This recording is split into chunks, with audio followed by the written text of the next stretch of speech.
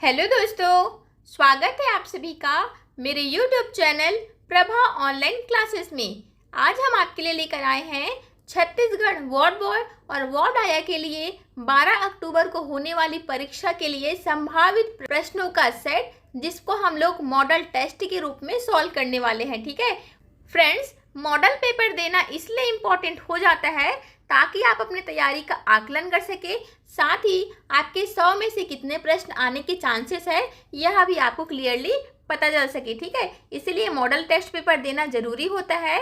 साथ ही आपकी तैयारी और कौन कौन से टॉपिक में रह गई है, कौन कौन से सब्जेक्ट्स में और आपको ध्यान देने की ज़रूरत है, यह भी आप मॉडल टेस्ट से पता कर सकते हैं। ठीक है, इसलिए फ्रेंड्स वीडियो को लास्ट तक देखना। अगर आप अग्निशमन विभाग की भी तैयारी कर रहे हैं तो भी आप यह वीडियो देख सकते हैं। ठीक है, तो चलिए क्वेश्चन से स्टार्ट करते हैं। साथ ही आप एक काम करेंगे, आप मेरे साथ साथ आंसर करते जाएंगे, है ना। इसमें हम लोग क्या करने वाले हैं, टेस्ट पेपर में जो क्वेश्चन दिए गए हैं उसको तो सॉल्व करेंगे ही करेंगे, लेकिन क्वेश्चंस के साथ जो भी और 2-4 प्रश्न बनेंगे उसको भी मैं आपको बताते चलूंगी। ठीक है, जिससे क्या होगा, एक क्वेश्चन के पीछे हमारे 4-4 प्रश्न इकट्ठे हो जाएंगे। ठीक है, आप चाहे तो पेन पेपर लेकर के बैठ सकते हैं, जिसमें आप क्या कर सकते हैं, शॉर्ट नोट्स जो की पॉइंट्स में बताते जाऊंगी उसको नोट कर लेना। ठीक है, क्योंकि बहुत ज़्यादा इंपॉर्टेंट प्रश्न होने वाले हैं फ्रेंड्स, आपके लिए बहुत ज़्यादा हेल्पफुल होंगी। ठीक है, तो देखना इसमें क्या क्या इंक्लूड रहने वाले हैं। सबसे पहले मैं आपको छत्तीसगढ़ी भाषा के 20 प्रश्न करवाऊंगी, फिर जीके के हम लोग 20 प्रश्न करेंगे, हिंदी के फिर 20 प्रश्न करेंगे, उसके बाद इंग्लिश में जाएंगे और सबसे लास्ट में हम लोग मैथ्स को सॉल्व करेंगे। क्लियर हो गया? ठीक है, तो चलिए क्वेश्चन से स्टार्ट करते हैं। मेरे साथ साथ आंसर करना और कितने मार्क्स आपके बन रहे हैं टोटल आउट ऑफ 100 में कितने नंबर आ रहे हैं और कितने प्रश्न रॉन्ग हुए यह भी चेक करना है ना, क्योंकि मैंने पहले ही बोला है सही करने से ज़्यादा मैटर करता है गलत कितने कर रहे हैं। ठीक है, तो आपको क्वेश्चंस कितने रॉन्ग हो रहे हैं यह भी काउंट करना और सही कितने हुए मुझे कमेंट बॉक्स में ज़रूर से बताना। ठीक है, तो चलिए क्वेश्चन से स्टार्ट करते हैं अब। तो चलिए पहला प्रश्न देखते हैं, कौन विद्वान छत्तीसगढ़ राज्य में छायावाद के प्रवर्तक थे, आपको बताना है। तो छायावाद के प्रवर्तक कौन थे? लोचन प्रसाद पांडे जी थे क्या? बिल्कुल नहीं। पद्मलाल पूर्णलाल बख्शी थे क्या? नहीं। रामदयाल तिवारी थे क्या? बिल्कुल नहीं। कौन सा? ऑप्शन नंबर सी यानी कि मुकुटधर पांडे हमारा करेक्ट आंसर हो जाएगा। ठीक है, छायावाद के प्रवर्तक कौन थे? मुकुटधर पांडे जी थे। कैसे याद रखेंगे, देखो यहाँ पे देखना, मैं आपको 3-4 प्रश्न एक साथ बता रही हूँ, लो ब और यहाँ पे मु लिख दिए। ठीक है, यहाँ पे ऐसा करना है, ये यहाँ पे ना क छा। अब देखो ये कैसा ट्रिक हुआ मैडम, तो ये ऐसा ट्रिक हुआ जी। देखो लो से क्या है, लोचन प्रसाद पांडे। ठीक है, ध्यान से सुनना, लिखते नहीं बन रहा है। लो से क्या हुआ, लोचन प्रसाद पांडे। यह किसके प्रवर्तक थे? यह नाटककार थे। कौन थे? छत्तीसगढ़ के प्रथम नाटककार कौन थे? लोचन प्रसाद पांडे। ठीक है, ब से क्या है, ब से है बंशीधर पांडे। ठीक है, यह क्या थे? प्रथम कहानीकार थे। ओके, और मुंह से क्या है, मुंह से है मुकुटधर पांडे जो कि छायावाद के प्रवर्तक थे। कैसे याद किए हम लोग, लो ब मुंह ऊपर में याद रखे, लो ब मुंह नीचे में याद रखे नाकशा। ठीक है, तो क्या हो गया, लो से लोचन प्रसाद पांडे जो कि नाटककार थे, छत्तीसगढ़ के प्रथम नाटककार कौन थे? लोचन प्रसाद पांडे। ब से क्या याद रखे, ब से याद रखे बंशीधर पांडे जो कि प्रथम कहानीकार थे, और मुंह से याद रखे मुकुटधर पांडे जो कि छायावाद के प्रवर्तक थे। तो इसका आंसर क्या हो गया हमारा, ऑप्शन नंबर सी हमारा करेक्ट आंसर हो गया। ट्रिक आपको याद रखना है, लो ब मुंह और नीचे में नाक छा। ठीक है, आप चाहे तो इसको स्क्रीनशॉट मार के रख लीजिए या नोटबुक में नोट कर लीजिए। ठीक है, देखना अगला प्रश्न आ गया, छत्तीसगढ़ राज्य में ब्रिटिश सुपरिंटेंडेंट के रूप में कैप्टन एगन्यू, ठीक है, का महत्वपूर्ण कार्य निम्न में से कौन था? तो यहाँ पे उनका प्रमुख कार्य कौन सा था? सती प्रथा का उन्मूलन करना? नहीं। परगना पद्धति था? नहीं। ठगी का दमन था? बिल्कुल नहीं। आंसर क्या हो जाएगा, राजधानी परिवर्तन, यानी कि ऑप्शन नंबर डी हमारा करेक्ट आंसर हो जाएगा। क्लियर? राजधानी परिवर्तन कहाँ से कहाँ किया था? इन्होंने रतनपुर के स्थान पर, पहले छत्तीसगढ़ की राजधानी कौन सी थी? रतनपुर थी। इसके स्थान पर रायपुर को राजधानी बनाया। ठीक है, कैप्टन एगन्यू ने रतनपुर के स्थान पर रायपुर को राजधानी बनाया कब? 1818 ईस्वी को। यहाँ भी आप याद रखेंगे सन को। रतनपुर को रतनपुर के स्थान पर रायपुर को राजधानी बनाने वाले कौन थे? कैप्टन एगन्यू थे, जिन्होंने 1818 ईस्वी में यह काम किया। क्लियर हो गया? देखना अगला प्रश्न आ गया, कौन छत्तीसगढ़ की जनजाति यानी कि छत्तीसगढ़ ट्राइब्स की बात हो रही है में से एक नहीं है? अगर आपने जनजाति वाली वीडियो नहीं देखी है तो उस वीडियो को जरूर से देखना फ्रेंड्स, यहाँ पे मैं थंबनेल लगा दूंगी, उस वीडियो को जरूर से देखना। जनजाति से 2 से 3 प्रश्न आते ही हैं, लिख करके ले लो। जनजाति से आपको क्वेश्चंस देखने को मिलेगा, इसीलिए मैं बार बार बोलती हूँ जितने भी वीडियो मैं प्रोवाइड करा रही हूँ सारे को देखना आपके लिए जरूरी है। मैंने प्ले लिस्ट भी बना दिया है ना, मेरे चैनल पे आप जाएंगे तो play list Chhattisgarh ward boy और वार्ड आया के नाम से बनी हुई है, वहाँ से भी आप देख सकते हैं एक बार, है ना, कौन कौन सी वीडियोस डली हुई है उसमें। बाकी छत्तीसगढ़ ट्राइब्स और 30 त्योहारों वाला वीडियो तो आपको देखना मोस्ट इम्पॉर्टेंट है, ठीक है।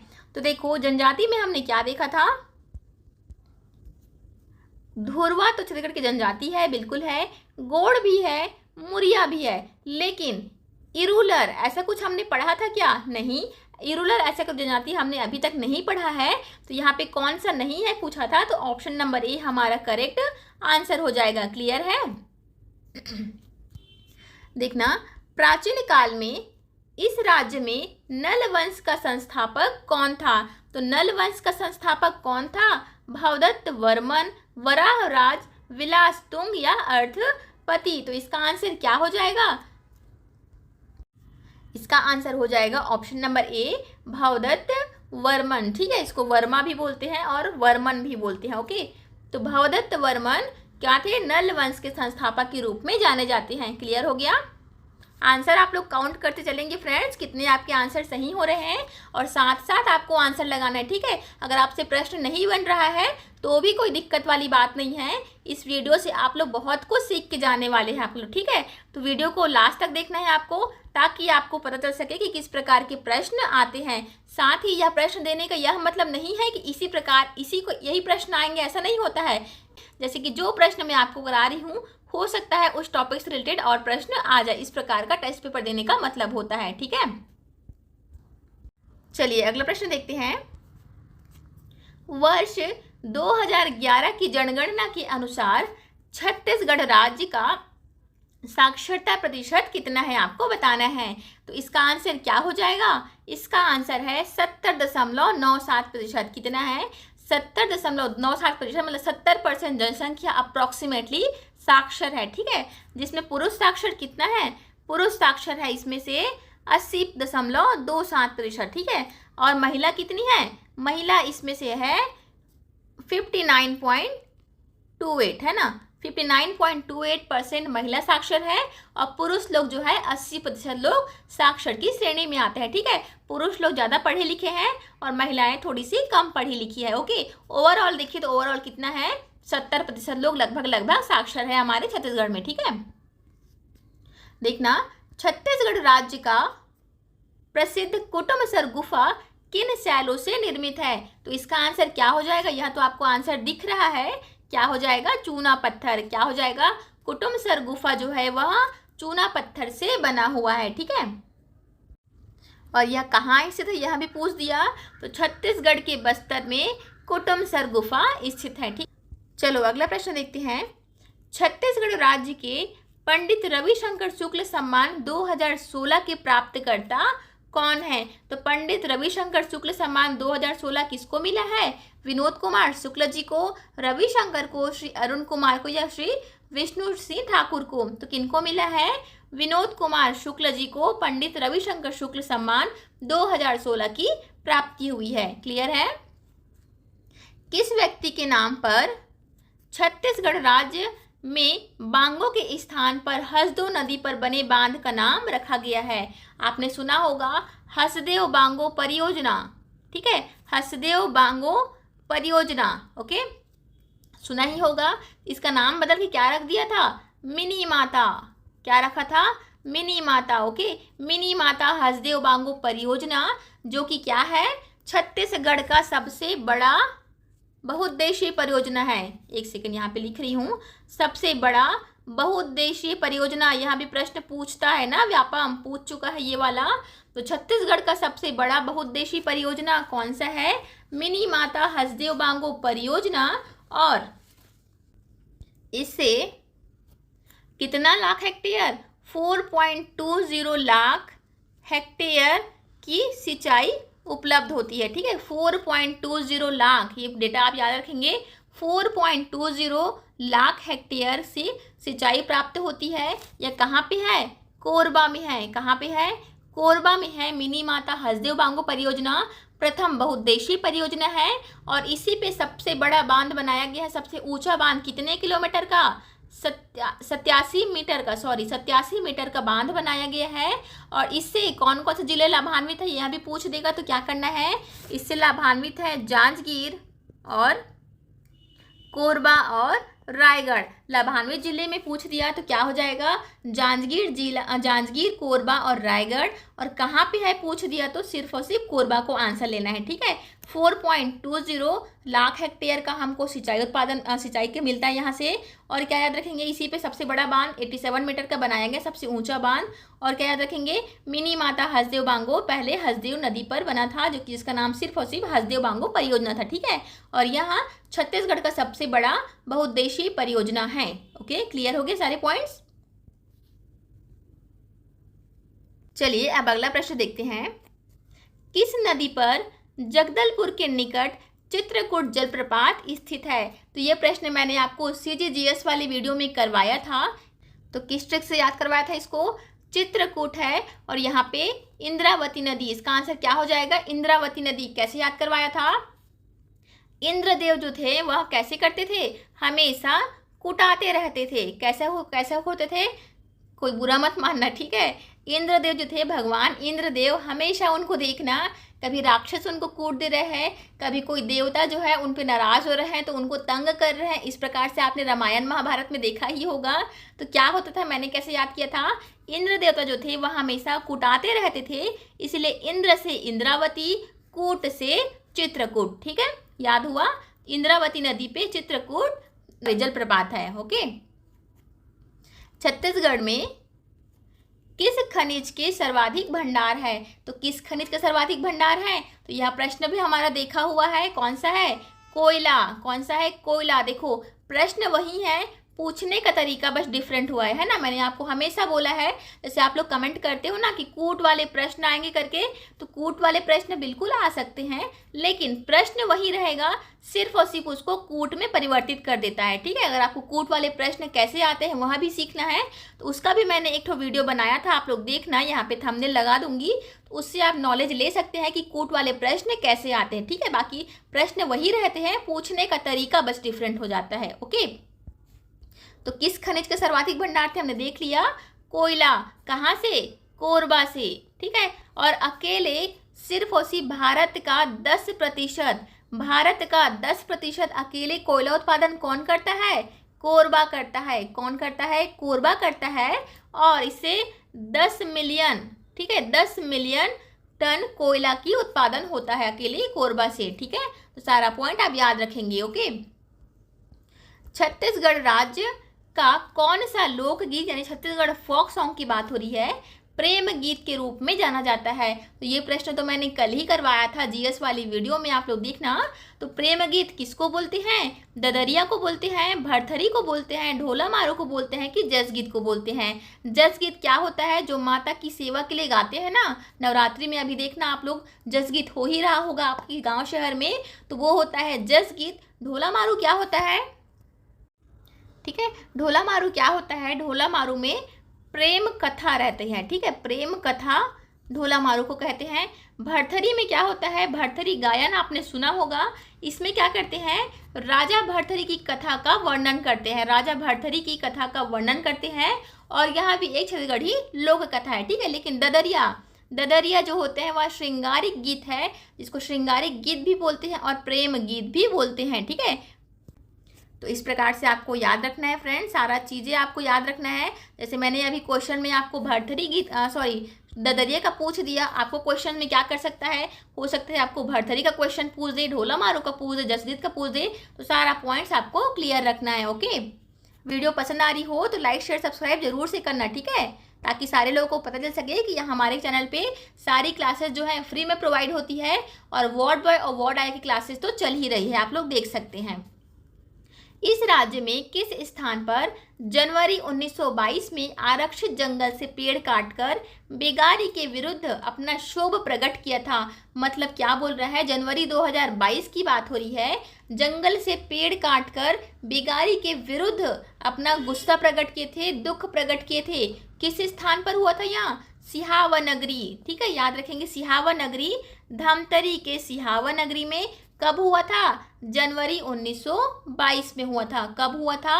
जनवरी 1922 में, याद रखेंगे, मोस्ट इंपॉर्टेंट है। उसको वो बहुत ही बड़ा टॉपिक है, उसका मैं अलग से छोटा सा वीडियो लेकर के आऊँगी, ठीक है, 10 मिनट का वीडियो लेकर के आऊँगी, उसको आप जरूर से वॉच करना, उसमें से एक प्रश्न बनता ही बनता है, ठीक है। छत्तीसगढ़ में रतनपुर के कलचुरी वंश के किस शासक ने सकल कोसलाधिपति की उपाधि धारण की थी? तो इसका आंसर तो आप सभी को पता ही होगा, मैंने करवा भी रखा है। क्या है आंसर? पृथ्वीदेव प्रथम ने सकल कोसलाधिपति की उपाधि धारण की थी, ठीक है। कौन सा लोकनाट्य उत्तर प्रदेश की रासलीला से अधिक प्रभावित है? रासलीला जो है उससे अधिक प्रभावित कौन सी है हमारे छत्तीसगढ़ में? रहस जो है वह रासलीला से प्रभावित है, ठीक है। चंदैनी गोंदा हमने कल की वीडियो में देखा था, क्या है? लोक गाथा है ना। चंदैनी लोरिक और चंदा की गाथा का वर्णन करते हैं चंदैनी गोंदा में, ठीक है। छत्तीसगढ़ राज्य के किस जनजाति का युवा लड़कों और लड़कियों का मिलन स्थल घोटुल रहा है? घोटुल वाला मैंने कैसे याद करवाया था, जनजाति वाले वीडियो में देखना। मुड़िया एंड देयर घोटुल, क्या करते हैं? मुड़िया एंड देयर घोटुल ऐसे करके याद करवाया था, ट्रिक लगा करके, है ना। तो क्या हो जाएगा answer? Option number D, Muria and their ghotul. और एक घोटुल होता क्या है? लड़कों और लड़कियों का मिलन का जगह होता है, ठीक है। आदिवासियों में यह प्रथा होती है कि लड़कों और लड़कियों जब वयस्क हो जाते हैं तो शायद उनके मिलन के लिए, ताकि वहाँ जान पहचान कर सके, इसके लिए एक अलग से जगह बनाया जाता है जिसको घोटुल कहते हैं, ठीक है। अगर आप लोग कोई आदिवासी देख रहे होंगे कोई बस्तर एरिया से तो मुझे भी कमेंट करके बताना, ठीक है, क्या सच में ऐसा होता है? मैंने तो सिर्फ पढ़ा है, बाकी आप लोग कमेंट करके बताना। छत्तीसगढ़ राज्य कब अस्तित्व में आया? छत्तीसगढ़ राज्य कब अस्तित्व में आया था? 1 नवंबर 2001 में तो नहीं आया, 7 अप्रैल को भी नहीं आया, 1 दिसंबर को भी नहीं आया। कब आया यह? 1 नवंबर 2000 से, ठीक है। कब आया था? 1 नवंबर 2000 से छत्तीसगढ़ राज्य अस्तित्व में आया था। इसके पहले मुख्यमंत्री कौन थे? यह भी पूछता है बहुत ज़्यादा। अजित जोगी जी, सॉरी, है ना, अजित कुमार जोगी जी हमारे पहले मुख्यमंत्री थे। कब से कब तक? 2000 से 2003 तक, ओके। तो सारा पॉइंट आप लोग याद रखेंगे, ओके। कौन छत्तीसगढ़ की ऊर्जा राजधानी यानी कि ऊर्जा उत्पादक कहलाती है? तो इसका आंसर तो हमने डिटेल में देख लिया, कौन कहलाती है? कोरबा। क्यों कहलाती है? क्योंकि यहाँ से भारत का अकेला 10% कोयला का उत्पादन होता है और उसी से बिजली उत्पन्न होती है। क्लियर हो गया? तो ऊर्जा राजधानी कौन है? कोरबा। न्याय राजधानी पूछ दिया तो क्या लेंगे आप आंसर? न्यायधानी, है ना, राजधानी नहीं। न्यायधानी किसको कहते हैं? तो इसका आंसर तो आपको पता ही होगा, न्यायधानी बिलासपुर को कहते हैं। और क्यों कहते हैं? क्योंकि यहाँ पे हाई कोर्ट है। यह भी प्रश्न पूछ सकता है ना, छत्तीसगढ़ का हाई कोर्ट यानी कि उच्च न्यायालय कहाँ स्थित है? तो बिलासपुर में स्थित है, ओके। और यहीं पे न्याय होता है, यानी कि कोर्ट है तो न्याय होगा, ऑब्वियस सी बात है, इसीलिए इसको न्यायधानी कहते हैं, ठीक है। ज्ञान नगरी किसको कहते हैं? छत्तीसगढ़ का ज्ञान नगरी किसको कहते हैं? तो यह भिलाई को कहते हैं, ठीक है। और क्यों कहते हैं? क्योंकि भिलाई में आपने देखा होगा जो बड़े बड़े कॉलेज है, स्कूल है, वह सारे दुर्ग भिलाई में स्थित है, ठीक है। छत्तीसगढ़ में भिलाई इस्पात संयंत्र की स्थापना, जिसको बीएसपी कहते हैं, किस प्रमुख विश्व शक्ति के सहयोग से हुई थी? तो भिलाई इस्पात संयंत्र की स्थापना किस प्रमुख विश्व शक्ति के सहयोग से हुई है? तो इसका आंसर हो जाएगा सोवियत संघ, ठीक है। आंसर क्या हो जाएगा? सोवियत संघ। देखना अगला प्रश्न, काष्ठ शिल्प यानी कि छत्तीसगढ़ वुड क्राफ्ट क्या है? अब यहाँ पे तो वुड नाम में ही आ गया, वुड है, तो वुड मतलब क्या होता है? वुड मतलब होता है लकड़ी, है ना, इतना अंग्रेजी तो आपको आता ही होगा। वुड मतलब क्या होता है? लकड़ी। और आंसर हमारा क्या हो जाएगा? लकड़ी की कारीगरी को काष्ठ शिल्प कहते हैं। बस्तर एरिया में जाकर के देखना, जब मैं घूमने गई थी ना, तो तो छोटा छोटा खिलौना होता है जो बच्चे लोगों का, या डेकोरेटिव सामान होते हैं जो घर के, वो मैं देख करके आई थी, बड़ा दिल खुश हो गया था, है ना। बहुत सुंदर सुंदर कलाकारी करते हैं बस्तर क्षेत्र के लोग। देखना, खुद को भगवान कृष्ण का वंशज मानने वाला यदुवंशी कुल किस शैली का लोक नृत्य यानी कि छत्तीसगढ़ फोक डांस करता है। तो खुद को वंशज कौन मानते हैं? राउत लोग मानते हैं। इतना आपको पता है कि राउत लोग क्या मानते हैं अपने आप को? यादव लोग जो होते हैं ना, जो गाय चराते हैं, वह भगवान कृष्ण का वंशज मानते हैं अपने आप को, ठीक है। तो उसी को पूछ रहा है कि उसका लोक नृत्य क्या है। तो राउत लोग क्या करते हैं? राउत नाचा करते हैं। आप लोग के गांव में यादव करके रहते होंगे, तो यादव लोग क्या करते हैं? राउत नाचा उन्हीं लोग करते हैं जो गाय चराने जाते हैं, क्या करते हैं? वह राउत नाचा करते हैं, ठीक है। एक प्रश्न और मोस्ट इंपॉर्टेंट इनमें से पूछता है, जो मैंने आपको पहले ही करा भी रखा है ना, बोला भी था कि मोस्ट इंपॉर्टेंट है करके। राउत नाचा छत्तीसगढ़ का कहाँ का फेमस है? तो कहाँ का फेमस है? बिलासपुर के लाल बहादुर शास्त्री का। याद आया अब? लाल बहादुर शास्त्री का राउत नाचा बहुत फेमस है। लाल बहादुर शास्त्री मैदान में होता है ना, बिलासपुर में। कब से हो रहा है? तो 1978 से हो रहा है। कब से? 1978 से यह हर साल आयोजित होता है। कब होता है? देव उठनी एकादशी के बाद, ठीक है। देव उठनी एकादशी के बाद हर साल बिलासपुर के लाल बहादुर शास्त्री मैदान में 1978 से हर साल क्या मनाते हैं? राउत नाचा मनाते हैं, ठीक है। और यही लोग क्या करते हैं? यही लोग जो है वह भगवान कृष्ण के अपने आप को वंशज मानते हैं। ओके, क्लियर हो गया? चलो अगला प्रश्न देखना। देखो, प्रश्न वही थे, पूछने का तरीका बस डिफरेंट हुआ। तो टेस्ट दिलाने का मतलब आपको यही बेनिफिट मिलता है फ्रेंड्स, ताकि आपको पता चलता है कि हाँ, जो प्रश्न हम एक प्रश्न सॉल्व कर रहे हैं उसको घुमा फिरा करके और दूसरा प्रश्न, 2-4 प्रश्न और कैसे बन सकते हैं करके, ठीक है। क्योंकि एग्जाम में आपने जैसा पढ़ा है वैसे तो प्रश्न आएंगे नहीं। आपने जो पढ़ा होगा, मान लो आपने ए पढ़ा है, उससे रिलेटेड बी प्रश्न आएंगे, ठीक है। इतना मान करके चलना, माइंडसेट ऐसा ही बना करके चलना, जो मैंने पढ़ा है प्रश्न वही आएंगे, लेकिन उसको पूछने का तरीका डिफरेंट हो जाएगा, ठीक है। तो आप इतना माइंड से बनाकर चलना, तभी आपका एग्जाम क्लियर हो पाएगा। देखना अगला प्रश्न, विश्व प्रसिद्ध छत्तीसगढ़ी लोक गायिका तीजन बाई लोक संगीत की किस शैली का प्रतिनिधित्व करती है। अब लोक साहित्य वाला मेरा वीडियो देखना, उसमें मैंने तीजन बाई के बारे में डिटेल में आपको बताया है। तो तीजन बाई क्या है? पंडवानी गायिका की पंडवानी गायन को संबोधित करती है, ठीक है। तीजन बाई क्या करती है? पंडवानी गायन को संबोधित करती है। लावणी तो हमारा नहीं है, लावणी कहाँ का है? महाराष्ट्र का है। गोंधल भी नहीं है, भारुड भी नहीं है, ठीक है। लावणी कहाँ का है? यह भी जान लीजिए, महाराष्ट्र का है। लावणी नृत्य कौन करते हैं? मराठी लोग करते हैं। पंडवानी क्या है? तीजन बाई से संबंधित रखती है, ठीक है। अब तीजन बाई को 3 बार राष्ट्रीय स्तर पर पुरस्कार मिला है, यह भी एक बार जान लीजिए आप लोग। तो कब कब मिला है? इनको मिला है पहले 1988 में। 1988 में क्या मिला है? पद्मश्री मिला है। ध्यान से सुनना, मोस्ट इंपॉर्टेंट है। तो 1988 में उनको क्या मिला है? पद्मश्री मिला है। फिर 2003 में पद्म भूषण मिला है। क्या मिला है? पद्म भूषण मिला है, ठीक है। फिर 2009 में क्या मिला है? पद्म विभूषण मिला है, ठीक है। तो तीनों डेटा बहुत ज़्यादा इंपॉर्टेंट है फ्रेंड्स। इनको राष्ट्रीय स्तर पर पंडवानी के लिए मिलने वाला पुरस्कार, मतलब मिलने वाली पहली महिला है और पहली व्यक्ति है, ठीक है। 1988 में पद्मश्री मिला है, 2003 में भूषण मिला है और 2009 में पद्म विभूषण मिला है। क्लियर हो गया? तो सारा पॉइंट्स याद रखेंगे। एग्जाम में जब आएंगे ना, तब आप मुझे कमेंट करके बताना, हाँ मैडम आपके पढ़ाए हुए क्वेश्चंस आए थे करके। मुझे बहुत ही खुशी होगी अगर मेरे पढ़ाए हुए से एक का भी सिलेक्शन होता है ना, तो मैं बहुत ज़्यादा खुशी अपने आप को महसूस करूँगी, ठीक है। अब देखो, छत्तीसगढ़ वाले चैप्टर तो हमारे कंप्लीट हो गए। क्वेश्चन जो थे हमने पूरे के पूरे 20 प्रश्न कर लिए। अब आते हैं इंडियन जीके में, ठीक है। इंडियन जीके का प्रश्न करेंगे। 20 में से आपके कितने प्रश्न सही हुए, काउंट कर लिए हो ना? मुझे कमेंट बॉक्स में कमेंट करना मत भूलना, ठीक है। अब देखना, इंडियन जीके के प्रश्न आ गए। निम्नलिखित में से कौन सा मूल अधिकार नहीं है। अब संविधान वाला क्वेश्चन जो मैंने कराया था, वीडियो अपलोड किया था, उसको तो किसी ने देखा नहीं है। देखे हो? उसमें तो बिल्कुल भी व्यू नहीं गया है। तो संविधान वाला भी क्वेश्चन देख करके जाना फ्रेंड्स, उसमें से प्रश्न बिल्कुल आते हैं, ठीक है। और बहुत ज़्यादा इंपॉर्टेंट प्रश्न होते हैं संविधान वाले, पॉलिटिक्स वाले, है ना। तो क्या हो जाएगा इसका आंसर, हम लोग देख लेते हैं पहले। तो कौन सा मूल अधिकार नहीं है पूछ रहा है। तो संवैधानिक उपचारों का अधिकार बिल्कुल है। यह किस अनुच्छेद में आता है? अनुच्छेद 32 में। और इसको क्या कहते हैं? संविधान की आत्मा कहते हैं। ध्यान से सुनना, संवैधानिक उपचारों का अधिकार को जो अनुच्छेद 32 में है उसको क्या कहते हैं? संविधान की आत्मा कहते हैं। क्लियर? संपत्ति का अधिकार, इसको हम लोग देखते हैं पहले। शांतिपूर्ण तरीके से एकत्रित होने का अधिकार मूल अधिकार है क्या? बिल्कुल है। प्रेस की स्वतंत्रता जो है, मतलब बोलने का, भाषण देने की स्वतंत्रता किसमें है? हमको 19A में है। ठीक है, तो यहाँ भी याद रखना।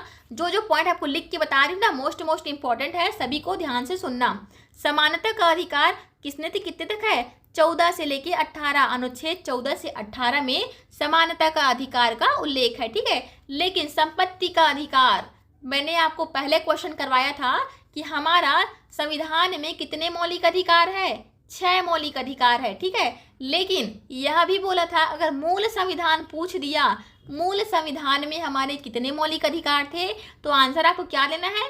7 लेना है। अब 7 से वर्तमान में 6 कैसे हो गए? क्योंकि जो संपत्ति का अधिकार है ना, ऑप्शन नंबर बी वाला, इसी को मिला करके, मतलब नष्ट करके क्या कर दिया? 7 से 6 कर दिया है। क्लियर हुआ? किस संविधान के तहत किया गया यह भी जान लो। तो 42वें संविधान संशोधन के तहत मूल संविधान से, मतलब मूल संविधान में 7 मौलिक अधिकार से, जिसको नष्ट करके क्या कर दिया है?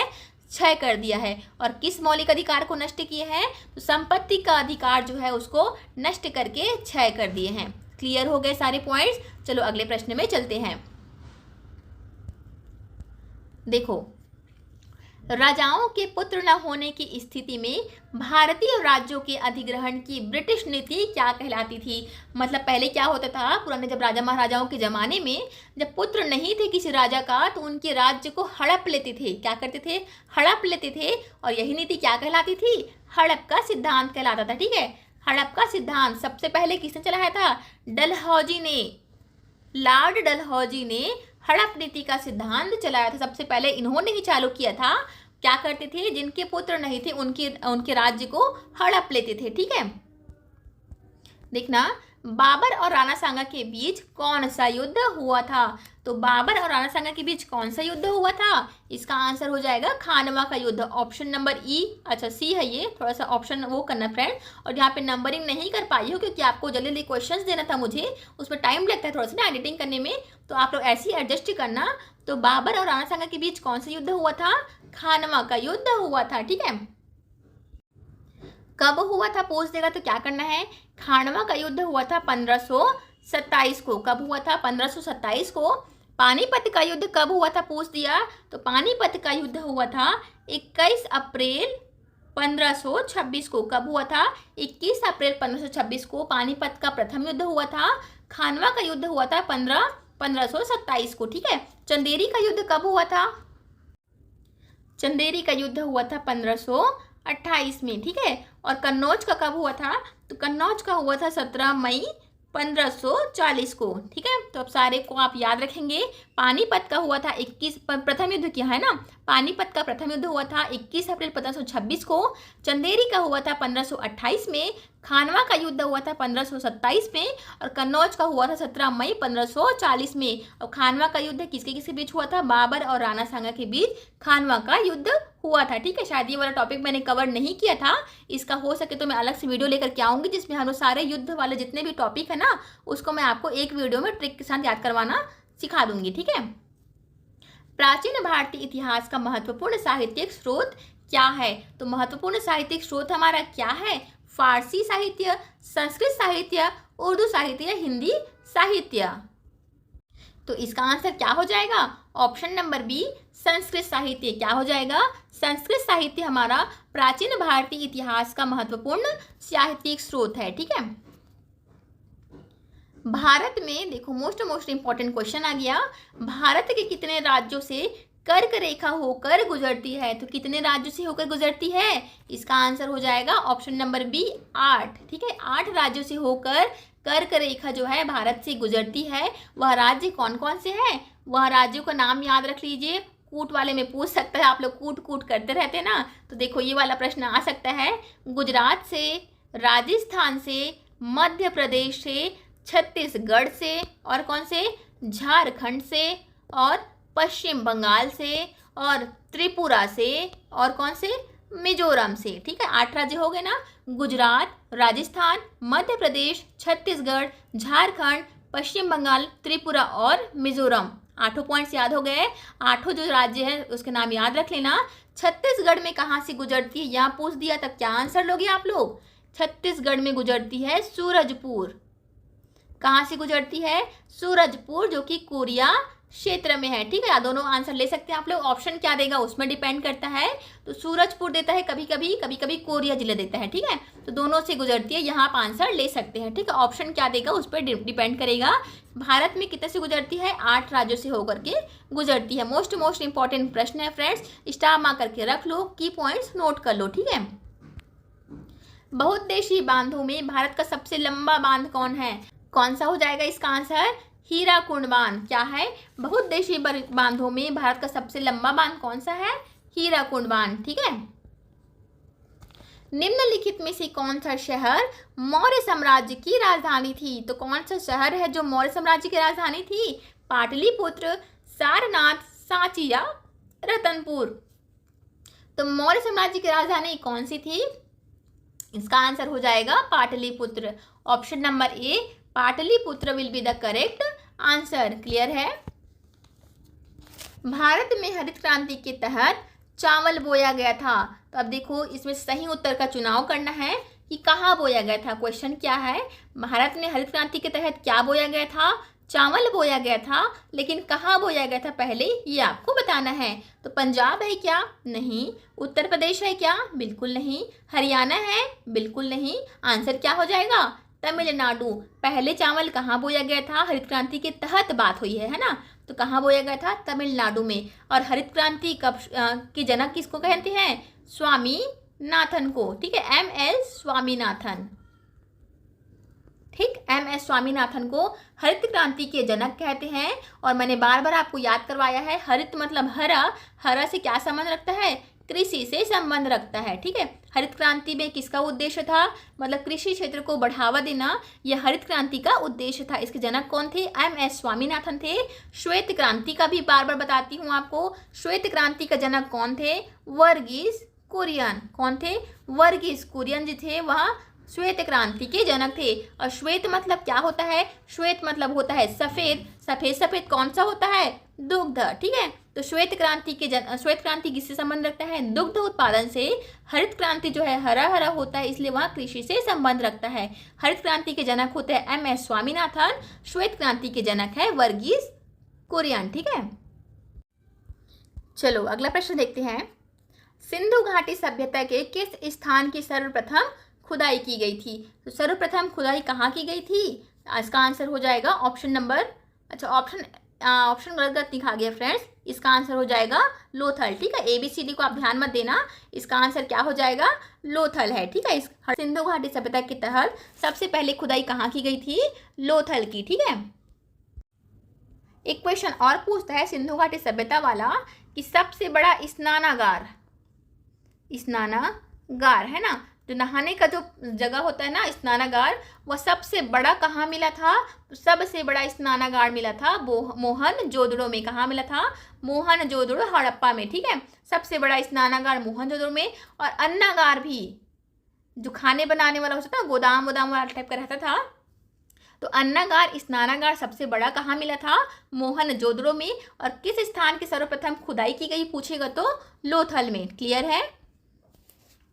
वायुमंडल में सबसे अधिक मात्रा में कौन सी गैस पाई जाती है। अब बोल दो इस प्रश्न को मैंने नहीं कराया है करके, मैंने कैसे करवाया था, सबसे अधिक आपको याद भी करवाया था ना परसेंट के हिसाब से। सबसे अधिक मात्रा में क्या पाई जाती है, नाइट्रोजन गैस। इसका परसेंटेज कितना है, 78%। याद आया।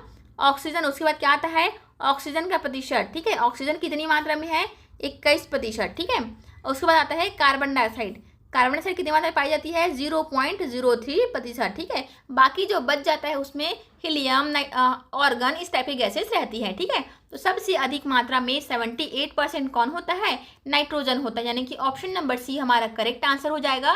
सेकंड नंबर में आता है ऑक्सीजन, जिसका प्रतिशत कितना है? 21%। ठीक है, और बोला भी था कि यह मोस्ट इंपॉर्टेंट प्रश्न है, महिला पर्यवेक्षक में पूछा भी गया था, डिट्टो यही प्रश्न पूछा गया था महिला पर्यवेक्षक में। ठीक है, तो मैं बार बार बोल रही हूँ, जो क्वेश्चंस मैंने बनाए हैं ना, जो लेकर के टेस्ट आई हूँ, वह प्रीवियस ईयर क्वेश्चंस पर आधारित है। ठीक है, और आपके लेवल के हिसाब से ही प्रश्न है। ठीक है, न तो कम है न तो ज़्यादा है, इसलिए आपको वीडियो को लास्ट तक देखना है ताकि आपको आइडिया रहे कि किस प्रकार के प्रश्न आएंगे, किस प्रकार से हमको सॉल्व करना है। कार्बन डाइऑक्साइड का देखो 0.03% होता है, लेकिन सबसे ज़्यादा हानिकारक कौन सा होता है? कार्बन डाइऑक्साइड गैसेस होती है। सम्राट अशोक ने बौद्ध धर्म के प्रचार प्रसार के लिए श्रीलंका किसे भेजा था? अब देखो इस प्रश्न का आंसर क्या हो जाएगा? इस प्रश्न का आंसर हो जाएगा ऑप्शन नंबर डी, महेंद्र को। श्रीलंका किनको भेजा था? महेंद्र को भेजा था। किसने? सम्राट अशोक ने बौद्ध धर्म के प्रचार प्रसार के लिए श्रीलंका भेजा था महेंद्र को। ठीक है, इसमें कितनी संगीतियाँ हुई थी? बौद्ध धर्म में 4 संगीतियाँ हुई थी। ठीक है, याद रखेंगे, बौद्ध धर्म में 4 संगीतियाँ हुई है। जैन धर्म में कितनी हुई थी? जैन धर्म में 3 संगीतियाँ हुई थी। ठीक है, चलो, सती प्रथा का सर्वप्रथम विरोध किसने किया था? अब क्वेश्चंस आपको ध्यान से देखना, मैंने आपको क्या बता रखा है कि सर्वप्रथम सती प्रथा को समाप्त किसने किया, इसका आंसर मैंने आपको बता रखा है ना। और यहाँ पे देखो सर्वप्रथम विरोध बोला है, तो सर्वप्रथम विरोध किसने किया है? अकबर ने। किसने किया है? अकबर ने सर्वप्रथम विरोध किया है, लेकिन समाप्त किसने किया है? समाप्त किया है राजा राम मोहन राय ने। ठीक है, सती की प्रथा को समाप्त करने वाले व्यक्ति कौन है? राजा राम मोहन राय है। इन्होंने क्या किया था? ब्रह्म समाज की स्थापना की थी। यहाँ भी बहुत पूछता है एग्जाम में, तो ब्रह्म समाज की स्थापना किसने की थी? राजा राम मोहन राय ने।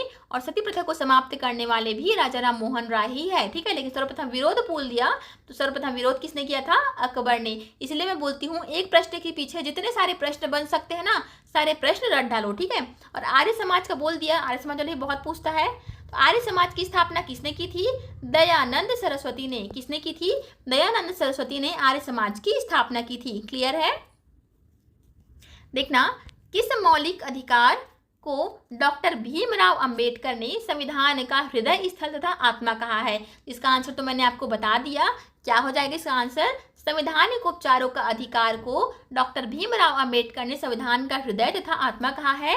या किस अनुच्छेद के अंतर्गत आता है? अनुच्छेद 32 के अंतर्गत। ठीक है, मौलिक अधिकार को कहाँ से लिया गया है?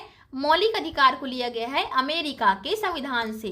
ठीक है, मौलिक अधिकार को लिया गया अमेरिका के संविधान से। एकल नागरिकता कहाँ से ली गई है?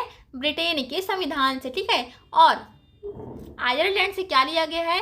आयरलैंड से लिया गया है। राज्य के नीति निर्देशक तत्व जो होते हैं वह आयरलैंड के संविधान से लिया गया है। ठीक है, तो सारे पॉइंट्स आपको याद रखना है, एग्जाम में कुछ भी पूछ सकता है। ठीक है, छत्तीसगढ़ राज्य में बाल श्रमिक की आयु क्या है? मतलब कितने वर्ष के नीचे के बच्चों को आप काम नहीं करवा सकती, ये पूछा है। तो मैंने इसका आंसर आपको कल ही बताया है, संविधान वाले चैप्टर में देखना क्या हो जाएगा। 14 वर्ष की आयु में के नीचे के बच्चों को आप काम नहीं करवा सकते। ठीक है, किस अनुच्छेद के तहत है यह? 21A। ठीक है, याद रखेंगे 21 के तहत, 21A के तहत आपको 14 वर्ष से कम उम्र के बच्चों को काम नहीं करवा सकते। साथ ही यह क्या होता है? Right to education, right to education बोलते हैं इसी को, मतलब शिक्षा पाने का अधिकार। शिक्षा पाने का अधिकार के तहत 6 से 14 वर्ष के बच्चों को, ठीक है, याद रखेंगे, right to education right to education amendment के तहत 6 से 14 वर्ष के बच्चों को निःशुल्क शिक्षा का प्रावधान है। क्या है? 14 वर्ष तक के बच्चों को निःशुल्क शिक्षा का प्रावधान सरकार द्वारा किया गया है। किस अनुच्छेद के तहत? 21A के तहत। ठीक है, क्लियर हो गया। 1857 की क्रांति के समय गवर्नर जनरल कौन थे? तो यह भी मैंने 1857 वाली क्रांति वाले वीडियो में करवा रखा है, आप लोग देखना। सारे वीडियोस में चैनल पे अवेलेबल है फ्रेंड। सारे वीडियोस को इसलिए बोलती हूँ बार बार, सारे वीडियो को देख डालो, आपके एग्जाम में कहीं ना कहीं हेल्प करेंगे। और एग्जाम में एक एक नंबर जो होते हैं ना, उसके पीछे कई सारे विद्यार्थी रहते हैं, मतलब एक एक नंबर जो होते हैं वह बहुत ही इंपॉर्टेंट रहते हैं। ठीक है, तो गवर्नर जनरल 1857 की क्रांति के समय कौन थे? लॉर्ड कर्जन थे क्या? नहीं। लॉर्ड रिपन भी नहीं थे, डफरिन भी नहीं थे। कौन थे? लॉर्ड कैनिंग थे। ठीक है, और भारत जब आज़ाद हुआ, ठीक है, भारत आज़ाद कब हुआ था? 15 अगस्त सन 1947 को। ठीक है, कब आज़ाद हुआ? 15 अगस्त सन 1947 को। उस समय कौन थे गवर्नर जनरल? बोल दिया तो क्या आंसर लेंगे हम लोग? Mountbatten. क्या आंसर लेंगे? माउंट बेटन जो थे वह स्वतंत्रता के समय क्या थे? गवर्नर जनरल थे। क्लियर हो गया? मानव शरीर का सबसे बड़ा अंग कौन सा है? तो सबसे बड़ा अंग मानव शरीर का कौन सा है? इसका आंसर हो जाएगा लीवर है क्या? नहीं। हृदय भी नहीं है, मस्तिष्क भी नहीं है। क्या है? त्वचा है। कितने परसेंट? हमारे शरीर का 70% केवल और केवल त्वचा है, जिसको चमड़ी भी बोलते हैं। जैसे आपका हाथ के ऊपर चमड़ी है, पैर के ऊपर चमड़ी है ना? तो क्या है? 70% भाग जो है वह त्वचा से बना हुआ है। क्लियर है?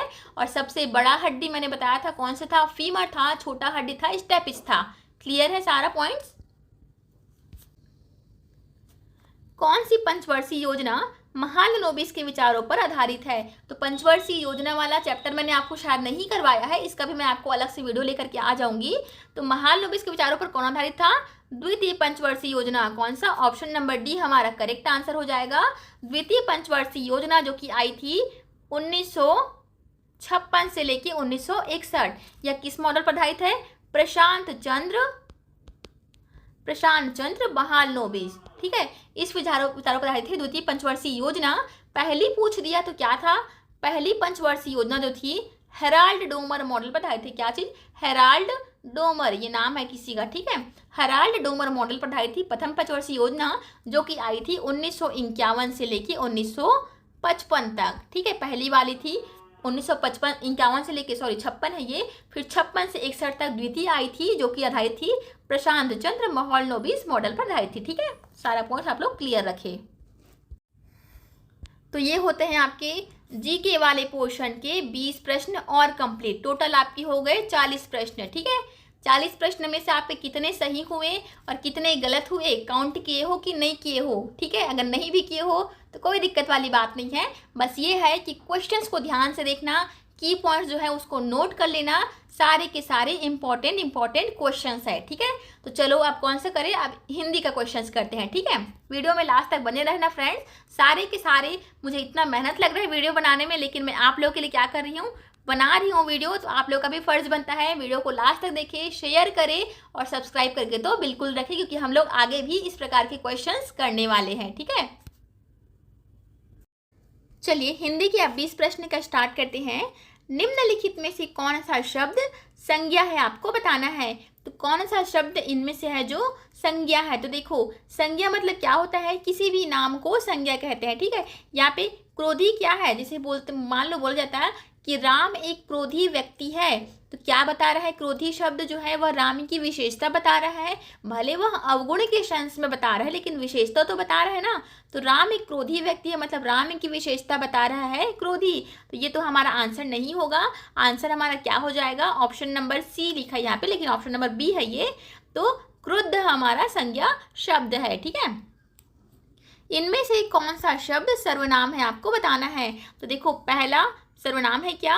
कौन, तिगुणा या सब। तो इनमें से सर्वनाम कौन सा है? सर्वनाम क्या होता है? जो संज्ञा के बदले में वर्ड यूज होता है, जो शब्द यूज होता है, उसी को सर्वनाम कहते हैं। ठीक है, जैसे कि मान लो बोलते राम।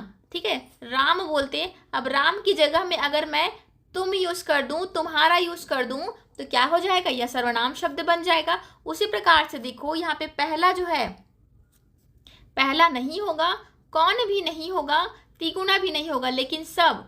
ठीक है, मान लो हम किसी तीसरे व्यक्ति की बात कर रहे हैं, मान लो वहाँ सारे व्यक्ति जो हैं बस स्टॉप पे खड़े हैं, सब व्यक्ति जो है बस स्टॉप पे खड़े हैं, तो हमने किसी का नाम नहीं लिया, लेकिन सारे लोगों को मेंशन भी कर दिया है, तो सर्वनाम हमारा क्या हो गया?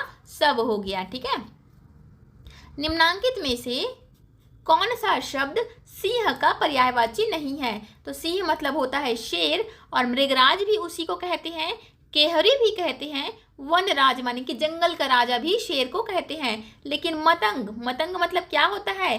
मतंग जो है वह हाथी को कहते हैं। क्लियर हुआ? तो ये सारे सर्वनाम वाले, विलोम शब्द वाले आपको रट के जाना है। ठीक है, अनेकार्थी शब्द, ठीक है। अनेक शब्दों के लिए एक शब्द वाला मैंने वीडियो बना करके बहुत पहले पोस्ट किया था, एक आध महीना पहले।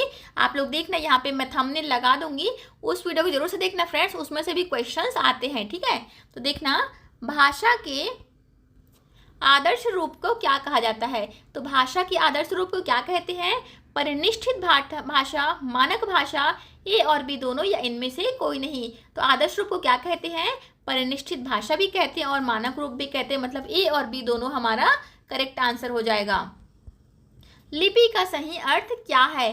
लिपि का सही अर्थ होता है ध्वनि चिन्हों का लिखित रूप जो होता है उसको लिपि कहते हैं। जैसे कि हम लोग पढ़ रहे हैं अ आ ई, इसको कैसे पढ़ते हैं? कोई तालु वाला व्यंजन है तो कोई कंठ वाला है, इस प्रकार से पढ़ते हैं ना, लेकिन लिखित रूप में पढ़ रहे हैं तो वही क्या कहलाता है? हमारा लिपि कहलाता है, ठीक है। सविता का पर्यायवाची शब्द क्या होगा? तो सविता का पर्यायवाची शब्द कौन सा है?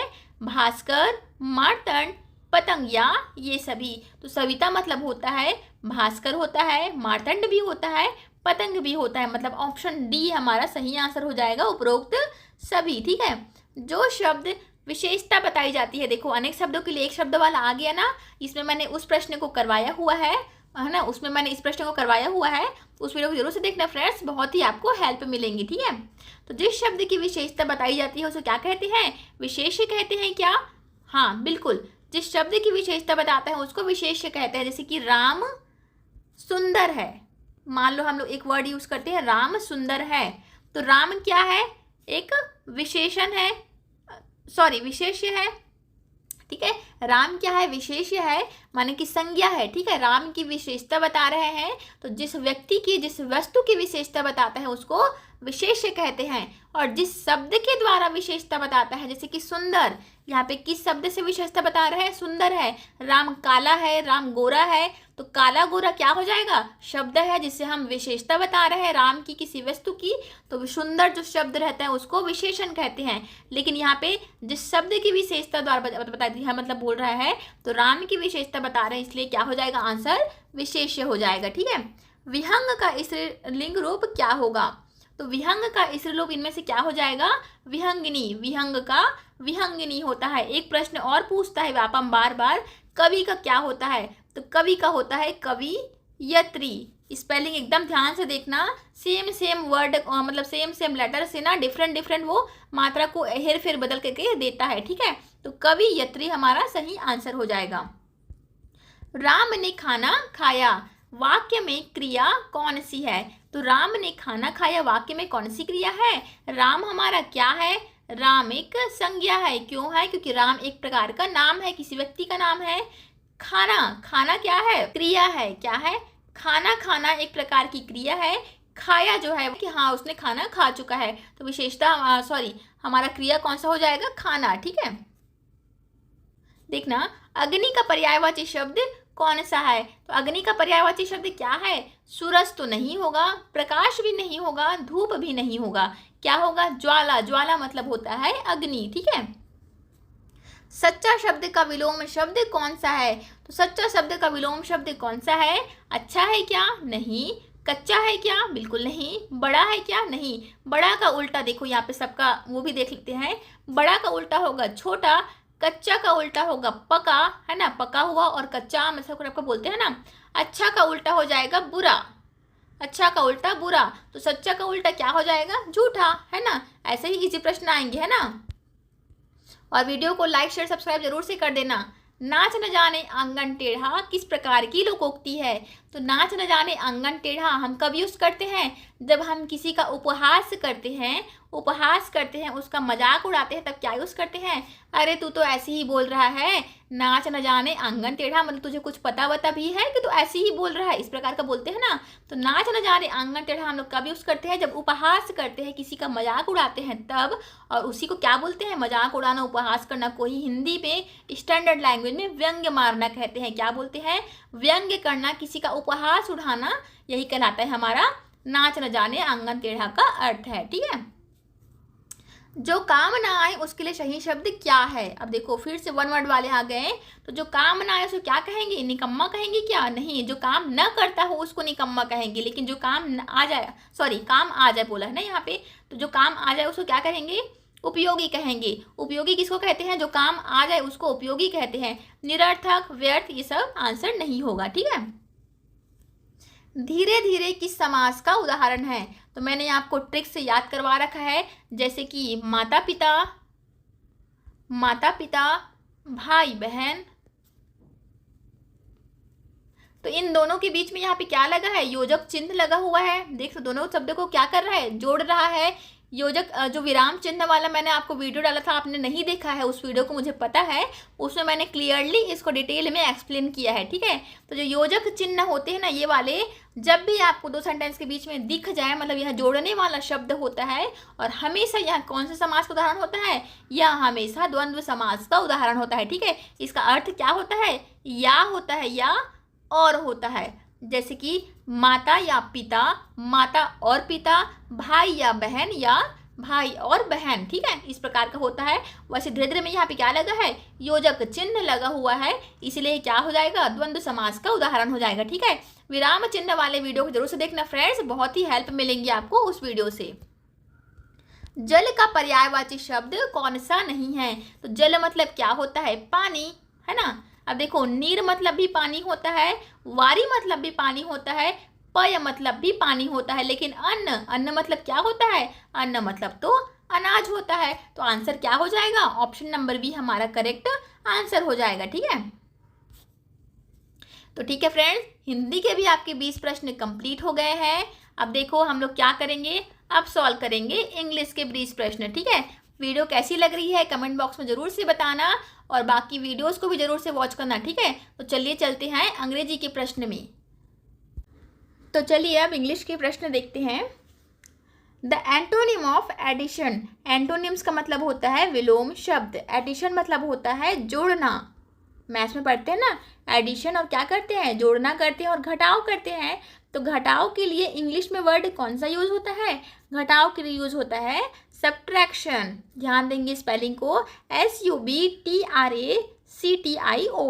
एडिशन मतलब होता है जोड़ना और सब्ट्रैक्शन मतलब होता है घटाना। क्लियर हो गया? एंटोनिम बोला था इसलिए हमने उल्टा शब्द को लिया है। ठीक है। Pick out the word which is not synonym of the word pious. ठीक है, मतलब क्या बोल रहा है? सिनोनिम जो नहीं है, यहाँ पे नॉट लिखा है ना, तो क्वेश्चंस को ध्यान से पढ़ना।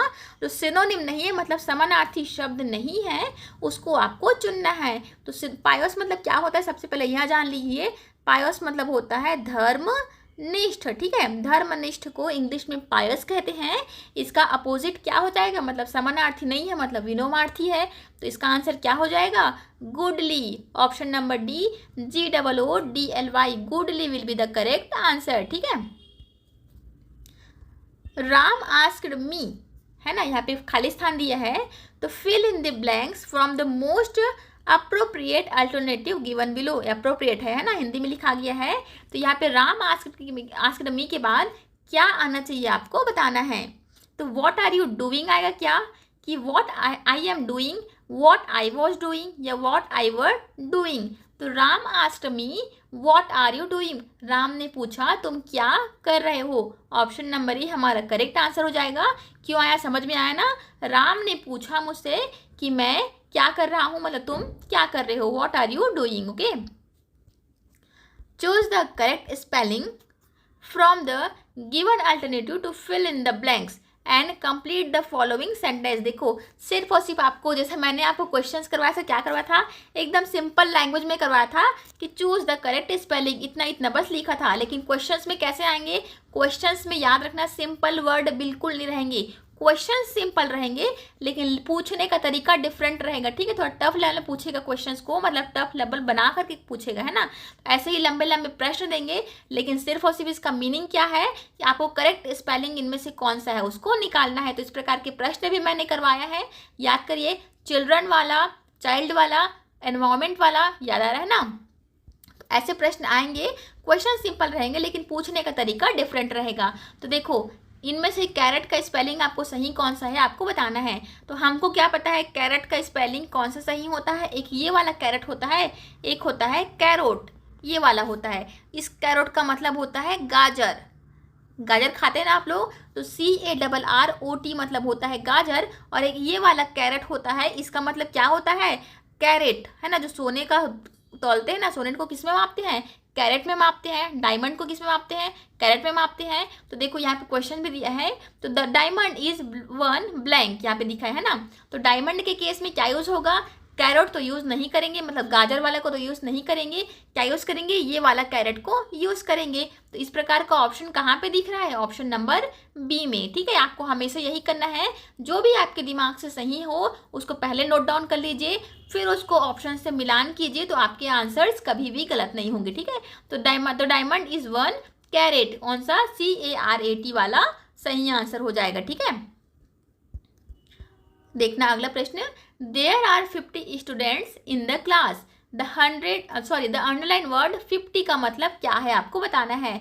यहाँ पे क्या बोल रहा है, इसका Hindi meaning, there are 50 students in the class, मतलब क्लास में क्या है, 50 विद्यार्थी है, ये बोल रहा है। ठीक है, तो 50 क्या दिखा रहा है, संख्या दिखा रहा है, किन की संख्या दिखा रही है, स्टूडेंट्स की संख्या दिखा रही है, तो मतलब स्टूडेंट्स की विशेषता बता रही है, कितने स्टूडेंट हैं, 50 स्टूडेंट है। तो इसका आंसर क्या हो जाएगा, एडजेक्टिव है, क्योंकि यहाँ स्टूडेंट्स की विशेषता बता रहे हैं कि क्लास में विद्यार्थी तो है, लेकिन कितने विद्यार्थी है, 50 विद्यार्थी है। क्लियर हुआ ना।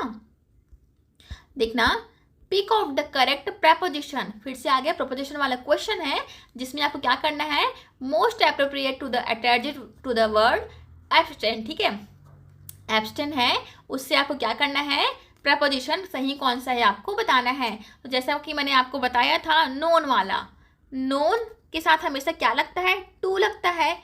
ऑब्लाइज के साथ हमेशा क्या लगता है, ऑब्लाइज यानी कि माफी मांगने के साथ हमेशा लगता है टू, है ना। और क्या होता है, एक था गुड वाला बताया था, गुड के साथ हमेशा क्या लगता है, गुड एट, है ना। He is good at playing cricket. ठीक है, गुड एट प्लेइंग क्रिकेट मतलब वहाँ क्रिकेट खेलने में बहुत ही अच्छा है, तो उसको कैसे बोलेंगे, he is very good at playing cricket. At का यूज़ होता है, या फिक्स प्रेपोजिशन होता है ना, किसी भी केस में चाहे पास्ट टेंस का यूज़ हो, प्रेजेंट का यूज़ हो, ये प्रेपोजिशन जो फिक्स वाले हैं वहाँ चेंज नहीं होते करके। ठीक है, मैंने आपको AND मतलब आर्टिकल वाला और प्रेपोजिशन का अलग से वीडियो लाने का प्रॉमिस किया है, मैं 2-4 दिन में उसको लेकर के आ भी जाऊँगी। ठीक है, अभी हम लोग GS पे चर्चा कर इसलिए नहीं ला पाई हूँ, लेकिन उसका भी वीडियो आपको मिल जाएगा। ठीक है, तो एब्स्टेन क्या होता है, एब्स्टेन मतलब होता है छुड़ाना किसी चीज़ को, है ना। तो एब्स्टेन फ्रॉम, ये भी फिक्स प्रेपोजिशन में आते हैं, एब्स्टेन फ्रॉम। ठीक है, देखना इस प्रकार के प्रश्न मैंने करवाए हैं, फिल इन द ब्लैंक्स, है ना, खाली स्थान भरना है। The train had left before we blank the station, मतलब ट्रेन चली गई कब, हमारे स्टेशन पहुंचने के पहले।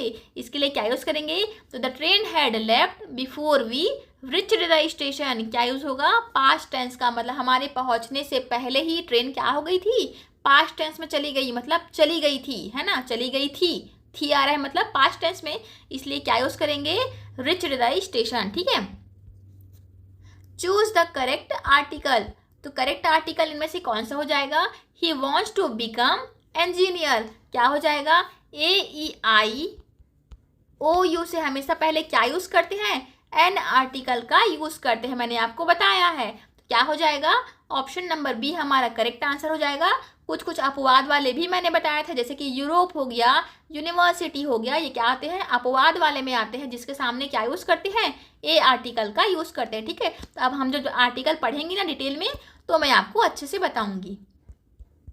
देखना, चूज द करेक्ट प्रेपोजिशन, फिर से आ गए, the cat is hiding blank the table, बिल्ली छुप रही है कहाँ, टेबल के नीचे। बिल्ली कहाँ छुप रही है, टेबल के नीचे, और नीचे मतलब क्या होता है, अंडर को नीचे कहते हैं। ठीक है, तो the cat is hiding under the table. Clear हुआ ना।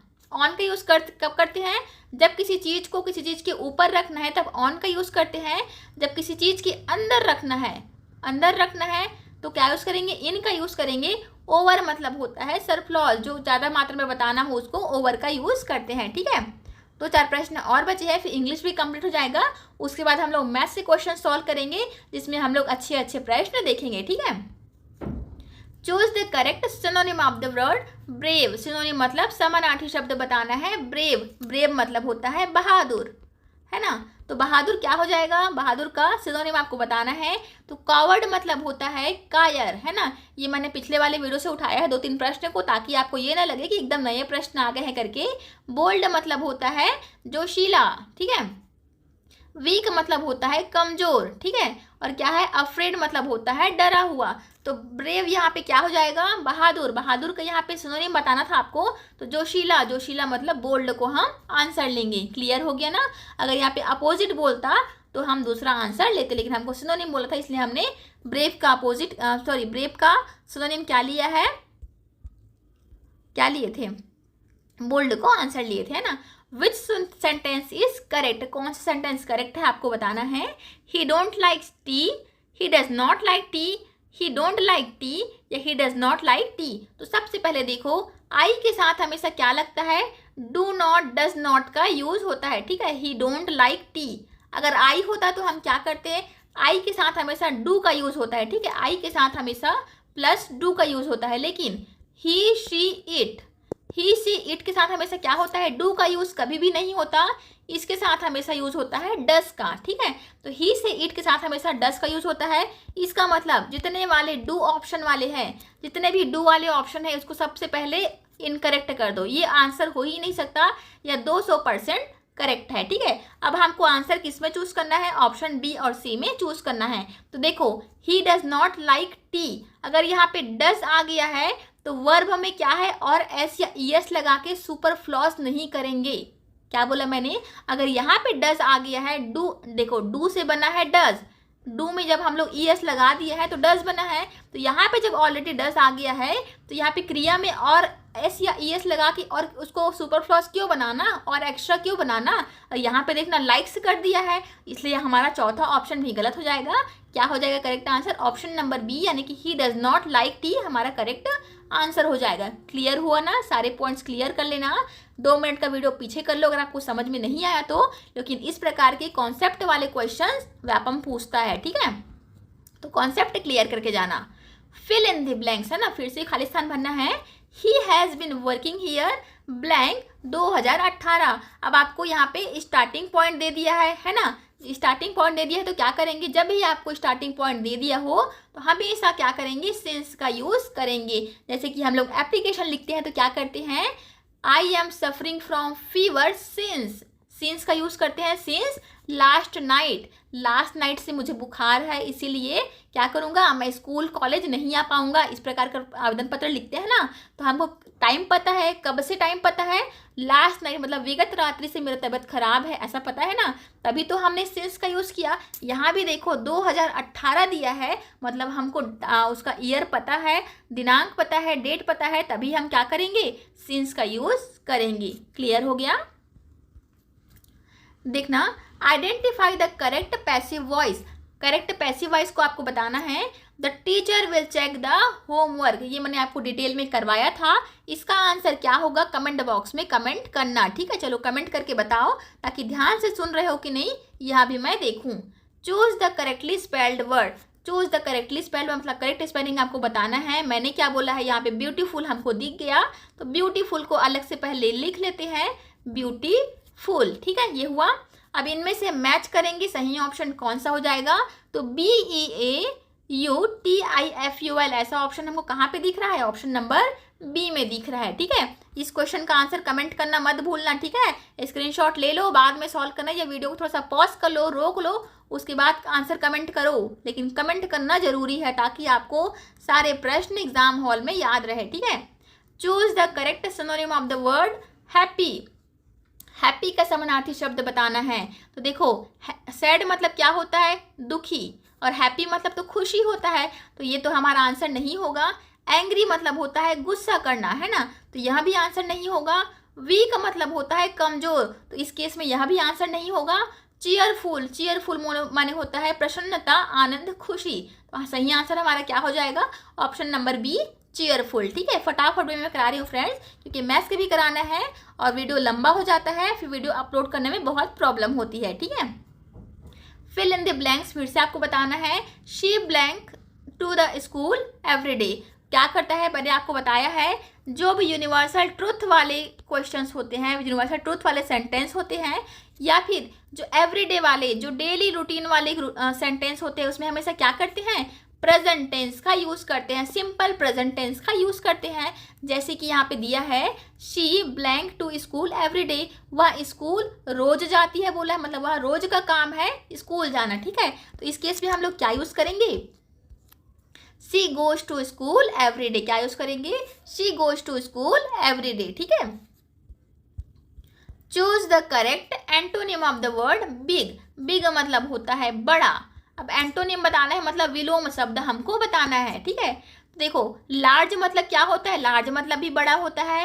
ह्यूज क्या होता है, ह्यूज मतलब विशाल होता है, बड़ा होता है। जाइंट मतलब होता है विशाल या बड़ा, ठीक है। तीनों का मतलब होता है बड़ा, लेकिन स्मॉल, स्मॉल का मतलब होता है छोटा। तो बिग का अर्थ क्या हो गया, स्मॉल। देखो आप चाहे तो चाहे भी डायरेक्टली आंसर मैं बता सकती हूँ यहाँ पे, ठीक है। बिग का डायरेक्टली स्मॉल ऐसा करके मैं आंसर बता सकती हूँ, लेकिन सारे के सारे वर्ड का मीनिंग बताने का मतलब यह है फ्रेंड्स, ताकि आपको अगर एग्जाम में आ जाते हैं तो भी आपको प्रश्न बनने चाहिए, ठीक है। इसलिए मैं सारे के सारे वर्ड का मीनिंग बता रही हूँ, तो बोर मत होना और क्लास को ध्यान से देखना, ठीक है। Identify the noun in the sentence, noun इनमें से कौन सा है आपको बताना है। तो देखो द सन, सन क्या है, किसी भी नाम को संज्ञा कहते हैं। संज्ञा की परिभाषा क्या होती है, किसी भी नाम को, चाहे वो वस्तु का नाम हो, व्यक्ति का नाम हो, उसको संज्ञा कहते हैं। तो द नाउन, द सन तो हमारा क्या हो गया, संज्ञा हो गई है, नाउन हो गई है। राइजेस, राइज यानी होता है उगना, यही क्या है हमारा, क्रिया है। और क्रिया के लिए हमारा इंग्लिश में क्या होता है, वर्ब होता है। In the east, in the east क्या हो जाएगा, हमारा ऑब्जेक्ट हो जाएगा। तो हमको क्या पूछा है, आइडेंटिफाई द नाउन पूछा है। अच्छा संज्ञा पूछा था क्या, संज्ञा पूछा है, तो हमारा ऑप्शन नंबर ए सन आंसर हो जाएगा, ठीक है। अगर वर्ब पूछा तो क्या आ जाता है, राइसेस हमारा वर्ब हो जाता है, ठीक है। Which one is a pronoun, pronoun कौन सा है इनमें से बताना है। तो देखो बुक क्या है, किसी भी नाम को संज्ञा कहते हैं, मतलब बुक क्या है, संज्ञा है। रन क्या है, क्रिया है, वर्ब है। टॉल क्या है, विशेषता बता रही है, इसलिए यह क्रिया विशेषण हो जाएगा। लेकिन शी है ना, शी मतलब क्या होता है, वह, और वह किस में यूज होता है, किसी भी नाम के बदले हम यूज करते हैं, इसलिए वह क्या हो जाएगा हमारा करेक्ट आंसर। प्रोनाउन क्या हो जाएगा, प्रोनाउन मतलब सर्वनाम क्या है, ही शी इट हमारा प्रोनाउन होता है, ठीक है। ध्यान रखेंगे आप लोग, ठीक है। चलिए अब मैथ्स के क्वेश्चन सॉल्व करते हैं, ठीक है। आप लोग क्या करेंगे, पेन पेपर लेकर के बैठ जाइए, साथ साथ में सॉल्व करना। मैं आंसर जब सॉल्व कर रही हूँ तो आप लोग भी सॉल्व करने की कोशिश करना, ठीक है। जिससे आपको क्या होंगे, आपको अगर आंसर आता है तो अच्छी बात रहेगी, सॉल्यूशन आता है तो, अगर नहीं आती है तो मेरे जो बताए सॉल्यूशन है उसको आप सीख सकते हैं, ठीक है। तो पेन पेपर लेके बैठना गाइस, क्योंकि यह मैथ्स का पोर्शन है, ठीक है। देखना आपको ये सारे 8 वाले टर्म दिए गए हैं, इसको आपको हल करना है। तो देखो इसके 3 मेथड है सॉल्व करने के। पहला मेथड क्या है, जिसमें आप सेकंडों में सॉल्व कर सकते हैं, वो है कैलकुलेटर का यूज़ करके, ठीक है। कैलकुलेटर का यूज़ करेंगे तो क्या हो जाएगा, 1 मिनट भी नहीं लगेगा, आपका आंसर आ जाएगा, ठीक है। लेकिन एग्ज़ाम में कैलकुलेटर अलाउ नहीं है, तो ये तो हमारा ऑप्शन कैंसिल हो गया, ठीक है। सेकंड मेथड देखो, सेकंड मेथड क्या होता है, सेकंड मेथड ये होगा कि आप क्या करेंगे, सबको पहले ऐड कर लीजिए। कैसे लिख करके, 8 8 8 जो भी आपको दिया है उसको लिख लीजिए। नीचे में क्या करेंगे, 8 8 8 फिर से लिख लीजिए, फिर से उसके नीचे में जो जो नंबर दिया है उसको लिख लीजिए। इस प्रकार से जब लिखेंगे ना, कुछ मिसिंग हो गया क्या, हाँ यहाँ पे एक और 8 आएगा ऐसा। उसके बाद सबको यहाँ पे प्लस कर लीजिए, क्योंकि यहाँ पे प्लस प्लस दिया है इसलिए हमको प्लस करना है ना। तो देखो मेरे हिसाब से यह बहुत ही लेंदी हो जाएगा। लेंदी क्यों हो जाएगा, क्योंकि सभी को 8 8 8 को जोड़ने में थोड़ा सा प्रॉब्लम होगा। जैसे कि 8 एकम 8, 8 दूनी 16, 8 24, 8 चौं 32, 8 पंजे 40 का शून्य हासिल आया 4, है ना। फिर 8 8 वाले को जोड़ेंगे, फिर यहाँ पे सबको जोड़ना पड़ेगा, है ना। थोड़ा सा लेंदी प्रोसेस हो जाता है। मैं क्या करूँगी, ईजी वे में बताती हूँ आपको। तो देखो ईजी वे में सॉल्व करने का थर्ड मेथड है, देखो यहाँ पे सब में क्या कॉमन दिख रहा है आपको, सब में कॉमन दिख रहा है हमको 8। क्या कॉमन दिख रहा है, सारे संख्या में कॉमन क्या दिख रहा है, 8 कॉमन दिख रहा है, इसलिए 8 को हम लोग बाहर निकाल लेंगे। क्लियर हुआ। अब देखो बाकी बचे टर्म को कोष्टक में लिखना है। 8 में से हम 8 को बाहर निकालेंगे तो कितना बचेगा, 1 बचेगा। समझ में आ रहा है ना। प्लस 88 में 8 को बाहर निकालेंगे तो क्या बचेगा, 11 बचेगा, समझ में आया।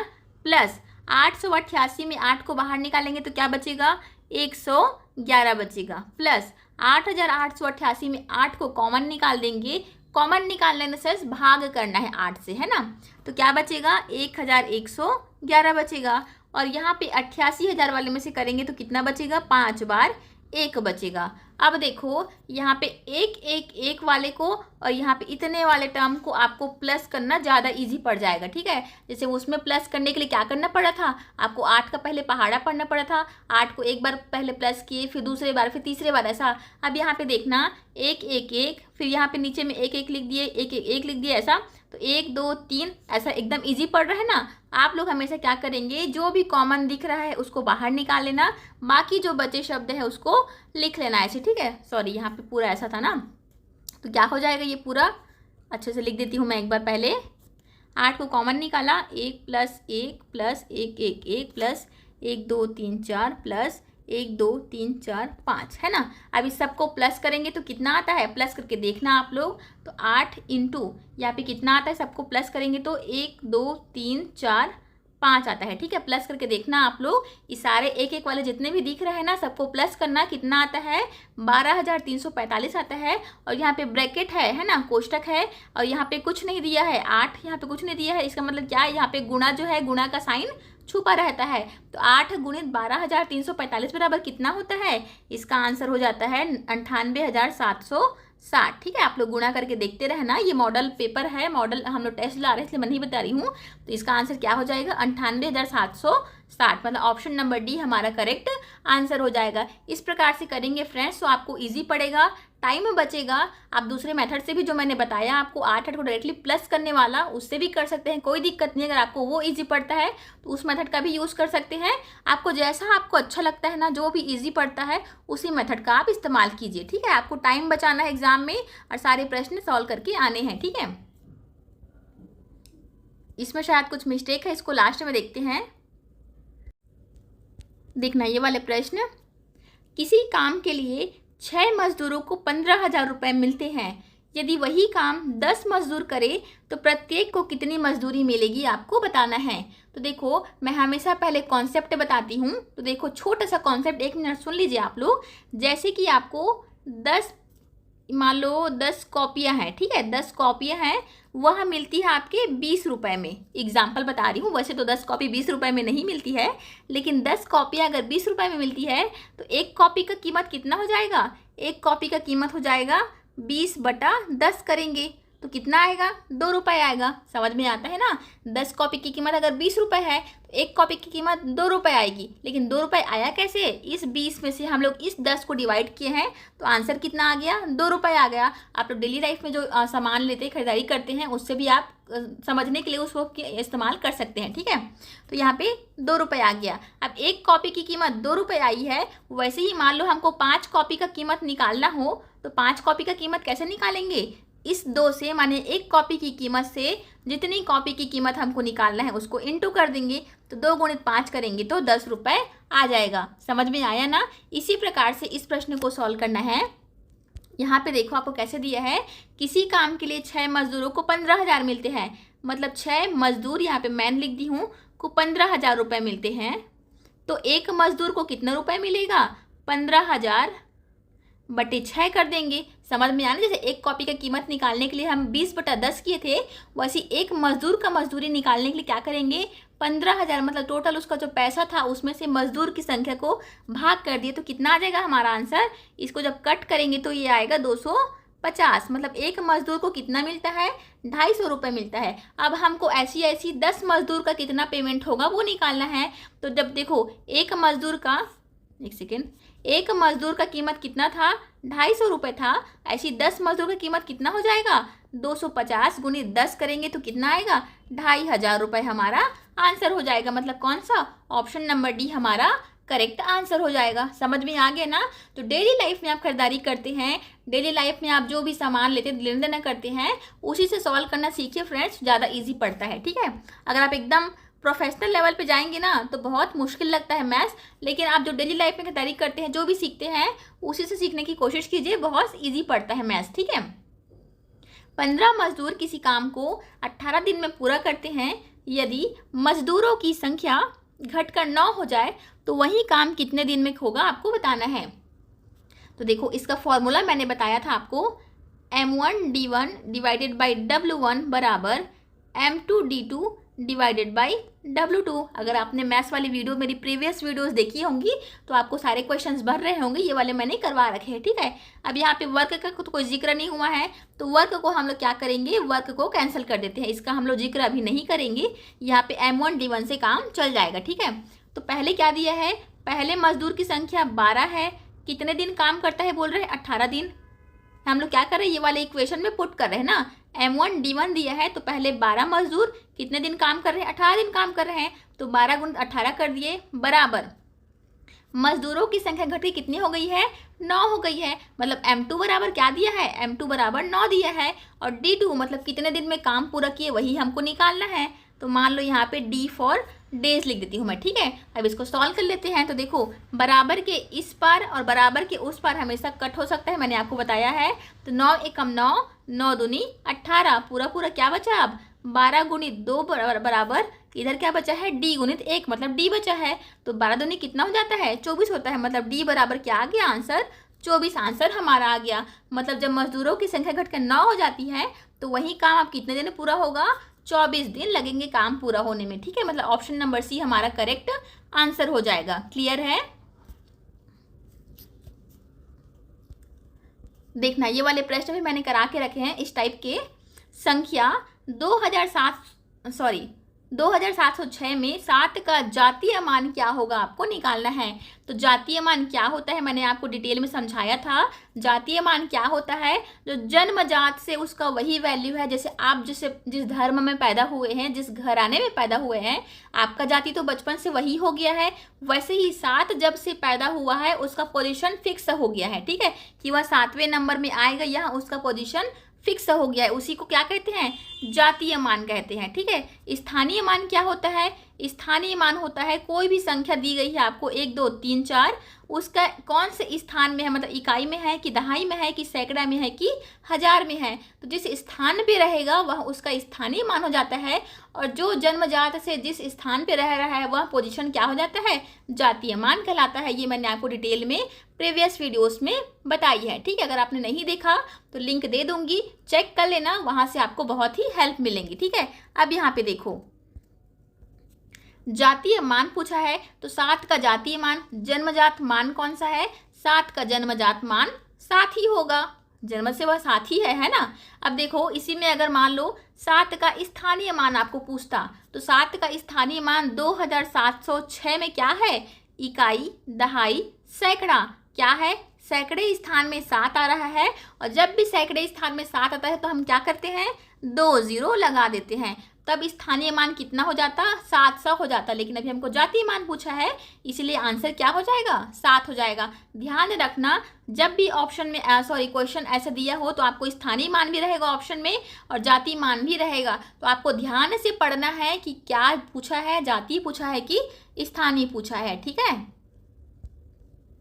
देखो अगला प्रश्न रिलेटेड है, 9053 में 0 का स्थानीय मान क्या होगा। अब देखो यहाँ पे स्थानीय मान बोल दिया है, स्थानीय मान मतलब क्या होता है, जिस स्थान पे 0 रह रहा है उसको आपको बताना है। तो इकाई दहाई, एक सेकंड है ना, 9053 है ऐसा, यह है इकाई स्थान पे, यह है दहाई, यह है सैकड़ा। तो सैकड़ा स्थान पे है मतलब क्या हो जाएगा, 2 0 लगाते हैं, है ना, सैकड़ा स्थान के लिए 2 0 लगाते हैं, तो आंसर क्या हो जाएगा, 0 0 हो जाएगा कि 100 हो जाएगा।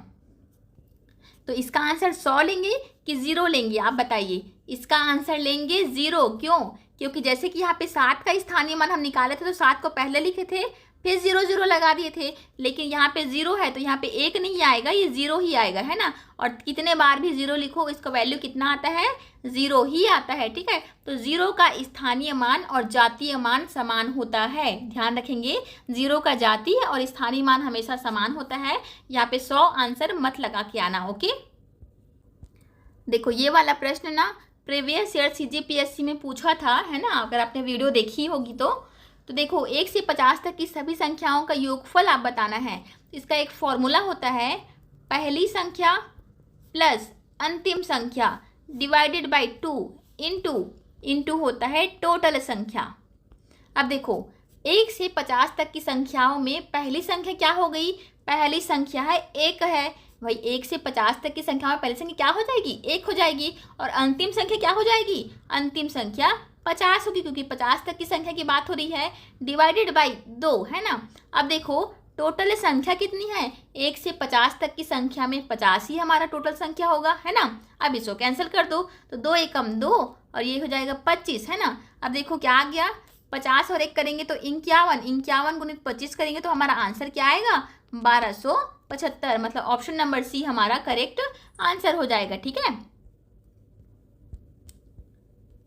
दो संख्याओं का योगफल 14 एवं अंतर कितना है, 10 है। दोनों संख्या का गुणनफल क्या होगा आपको बताना है। तो देखो मान लो पहली संख्या है a है, दूसरी संख्या क्या है 20 है। अब दोनों का योगफल बोला है, मतलब a प्लस b का योगफल कितना है 14 है और अंतर कितना है 10 है बोला है, मतलब a माइनस बी बराबर क्या दिया है 10 दिया है। अब इन दोनों इक्वेशन, मतलब ये इक्वेशन नंबर 1 हो गया, इक्वेशन 2 हो गया, इन दोनों को जब हम लोग प्लस करेंगे तो क्या हो जाएगा, देखो यहाँ से ये वाला b कैंसिल हो जाएगा, ये भी कैंसिल हो जाएगा, बचा क्या 2a, a प्लस a कितना हो जाएगा 2a बराबर क्या हो जाएगा 14 प्लस 10 करेंगे तो कितना आएगा 24। तो a यहाँ से 2 कैंसिल, 2 को जब यहाँ से कैंसिल करेंगे तो क्या आएगा 2 एकम 2 और यहाँ से 12, है ना। a बराबर कितना आ गया 12 आ गया, a की वैल्यू कितनी आ गई 12 आ गई, यहाँ पे लिख देती हूँ। अब देखो इस 12 को यहाँ पे इक्वेशन नंबर 1 में या 2 में कहीं भी पुट कीजिए तो देखो a का वैल्यू हमारा कितना आ गया 12, कलर चेंज करती हूँ पहले, a का वैल्यू कितना आया 12 प्लस यहाँ पे b का हम b ही लिख देते हैं बराबर 14, है ना। अब इस 12 को इधर ट्रांसफर करेंगे तो क्या हो जाएगा, यहाँ पे कुछ नहीं है मतलब प्लस है, उधर जाके क्या हो जाएगा माइनस हो जाएगा। तो b बराबर क्या हो जाएगा 14 माइनस 12, मतलब b बराबर कितना हो जाएगा 14 में 12 गया तो 2, आंसर हमारा करेक्ट हो जाएगा। ठीक है, अब क्या बोला है दोनों संख्याओं का गुणनफल क्या होगा आपको बताना है। तो a का वैल्यू हमारा 12 आया था, b का आया था 2, तो 12 गुणित 2 माने a गुणित b करेंगे तो कितना आ जाएगा 12 दूनी 24 आ जाएगा। कौन सा ऑप्शन तो दिया नहीं है, 24 हमारा आंसर हो जाएगा। ठीक है, तो इस प्रकार से आपको सॉल्व करना था, डिटेल में और नहीं बता पाऊंगी क्योंकि यह मॉडल टेस्ट है। ठीक है, देखना दो संख्याओं का लघुत्तम समापवर्तक 144 है तथा महत्तम समापवर्तक कितना है 8 है। यदि एक संख्या 16 है तो दूसरी संख्या क्या होगी आपको निकालना है। तो देखो इस प्रकार के प्रश्न को सॉल्व करने का एक फॉर्मूला होता है। अगर आपने एलसीएम एचसीएफ वाली वीडियो नहीं देखी है तो मैं बार बार इसीलिए बोलती हूँ उस वीडियो को जरूर से देख लेना, उसमें मैंने बेसिक से एडवांस लेवल के क्वेश्चंस कराए हैं। ठीक है, तो एलसीएम इंटू एचसीएफ बराबर होता है पहली संख्या गुणित दूसरी संख्या। एलसीएम क्या दिया है हमारा 144 दिया है, एचसीएफ कितना दिया है 8 दिया है, बराबर पहली संख्या क्या दी है 16, सिर्फ और सिर्फ फॉर्मूला में पुट कर रहे हैं और कुछ नहीं कर रहे हैं ना। दूसरी संख्या निकालनी है मतलब x मान लेते हैं इसको। ठीक है, अब देखो इसको कट फिट कीजिए, 8 एकम 8, 8 दूनी 16, यहाँ से 2 एकम 2 और यहाँ से क्या हो जाएगा 2 सत्ते 14, 2 दूनी 4, तो x बराबर क्या आ गया 72। क्या आ गया हमारा ऑप्शन नंबर डी दिया है ना यहाँ पे मतलब सी, ऑप्शन नंबर सी 72 हमारा करेक्ट आंसर हो जाएगा। क्लियर है, देखो फिर से एलसीएम वाले क्वेश्चन आ गए, उस वीडियो को जरूर से देखना फ्रेंड्स, आपको बहुत हेल्प मिलेंगी। दो संख्याओं का गुणनफल 216 है, यदि उनका महत्तम समापवर्तक 6 है तो उनका लघुत्तम क्या होगा आपको बताना है। फिर से फॉर्मूला सेम रहेगा लेकिन यहाँ पे दूसरी संख्या नहीं, आपको एलसीएम निकालना है ना।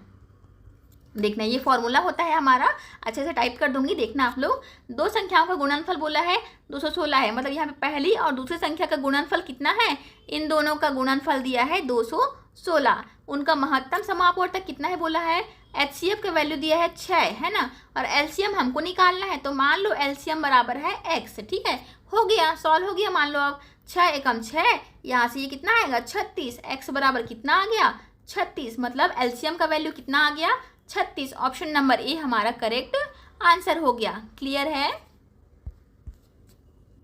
देखो परसेंटेज के क्वेश्चंस आ गए, परसेंटेज वाले वीडियो भी अवेलेबल है मेरे चैनल पे, सारा डिस्क्रिप्शन बॉक्स चेक कर लेना एक बार, सारा लिंक्स प्रोवाइड करूंगी उसमें। ठीक है, किसी संख्या का 40% 1200 होता है। सॉरी, किस संख्या का 40% 1200 होता है आपको बताना है। तो देखो, किस संख्या का, तो मान लो x का मतलब होता है गुणा 40 का हमने लिखा 40, परसेंटेज का मतलब होता है डिवाइडेड बाय 100। कितना होता है बोला है, 1200 होता है बोला है। इक्वेशन कैसे लिखे समझ में आया ना। किसी संख्या का बोला है मतलब मान लो x का मतलब होता है गुणा 40 का 40 लिखे, प्रतिशत का मतलब होता है 1/100, बराबर कितना दिया है, 1200 दिया है। अब देखो, एक जीरो से एक जीरो कैंसल, 4 एकम 4, 4 तिया 12, यहाँ पे कितना आ गया 300। अब इस 10 जो बचा इसको इधर ट्रांसफर करेंगे तो क्या बन जाएगा, x बराबर हो जाएगा 300 गुणित 10, बराबर कितना आ जाएगा 3000। कितना आ गया आंसर, ऑप्शन नंबर बी हमारा करेक्ट आंसर हो गया। समझ में आया है ना फ्रेंड्स। सारे क्वेश्चंस बहुत इंपॉर्टेंट है, ध्यान से देखना।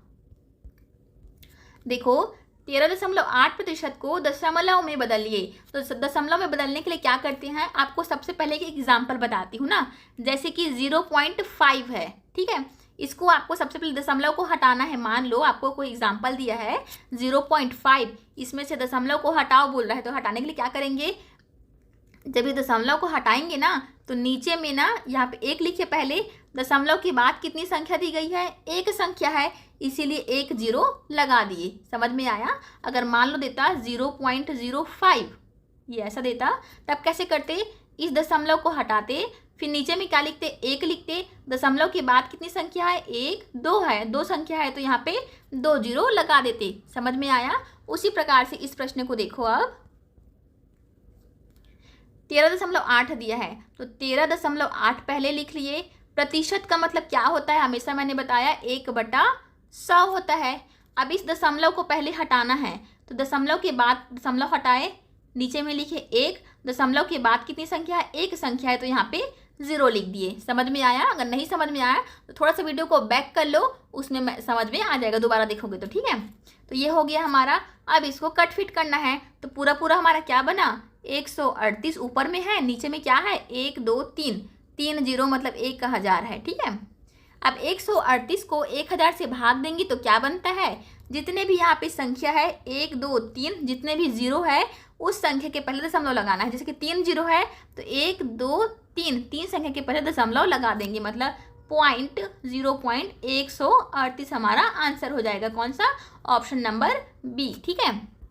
कैसे किया हमने, अगर यहाँ पे मान लो 138/10 होता, मान लो की बात है ना, 10 होता तो क्या करते, 10 नहीं 100 ले लो, मान लो 100 होता तो क्या करते, 1 और 2 जीरो है मतलब 1 2, दो संख्या के पहले यहाँ पे दशमलव लगा देते, लेकिन यहाँ पे 3 जीरो था इसलिए हमने 3 संख्या के पहले दशमलव लगाया और क्या आंसर आ गया हमारा, option number B correct answer हो गया। समझ में आया ना। देखना अगला प्रश्न, राम ने एक घोड़ा 660 रुपए में बेचा। अच्छा, ये वाले को ना, हाँ चलो ठीक है, और उसे 12% की हानि हुई, तो घोड़े का क्रय मूल्य क्या था आपको बताना है। तो देखो, इसका एक फॉर्मूला होता है, क्रय मूल्य बराबर विक्रय मूल्य गुणित 100 डिवाइडेड बाई 100 माइनस हानि प्रतिशत। क्या होता है, हानि प्रतिशत। विक्रय मूल्य गुणित 100 डिवाइडेड बाई 100 माइनस हानि %, ठीक है। अब देखो, क्रय मूल्य हमको निकालना है, विक्रय मूल्य कितना दिया है 660 रुपए गुणित 100 कर देते हैं। फॉर्मूला में जैसे जैसे बोला है वैसे ही वैल्यू पुट करेंगे। ये फॉर्मूला आप लोग याद रख लेंगे, ठीक है। ये वाला अगर लाभ % दिया तो क्या करते, 100 प्लस लाभ हो जाता, नीचे में क्या हो जाता 100 प्लस लाभ हो जाता, बाकी फॉर्मूला सेम रहता, ठीक है। मैं आपको अलग से वीडियो में बता दूंगी, लाभ हानि वाला चैप्टर जब पढ़ाऊंगी तो इसमें बस फिलहाल आप ये वाला याद रख लीजिए। तो क्या हो जाएगा, 100 माइनस हानि % कितना दिया है 12, तो पूरा क्या बन जाएगा, पूरा बन जाएगा हमारा 660 6660 डिवाइडेड बाय 100 में से 12 करेंगे तो कितना आएगा 88। पूरा पूरा को आप लोग सॉल्व कर लीजिएगा, आंसर कितना आता है कमेंट एक बार कर लेना, ठीक है। देखो, अनुपात वाले प्रश्न आ गए। इस चैप्टर को भी मैंने डिटेल में समझाया है, बेसिक से लेके एडवांस क्वेश्चंस, ठीक है।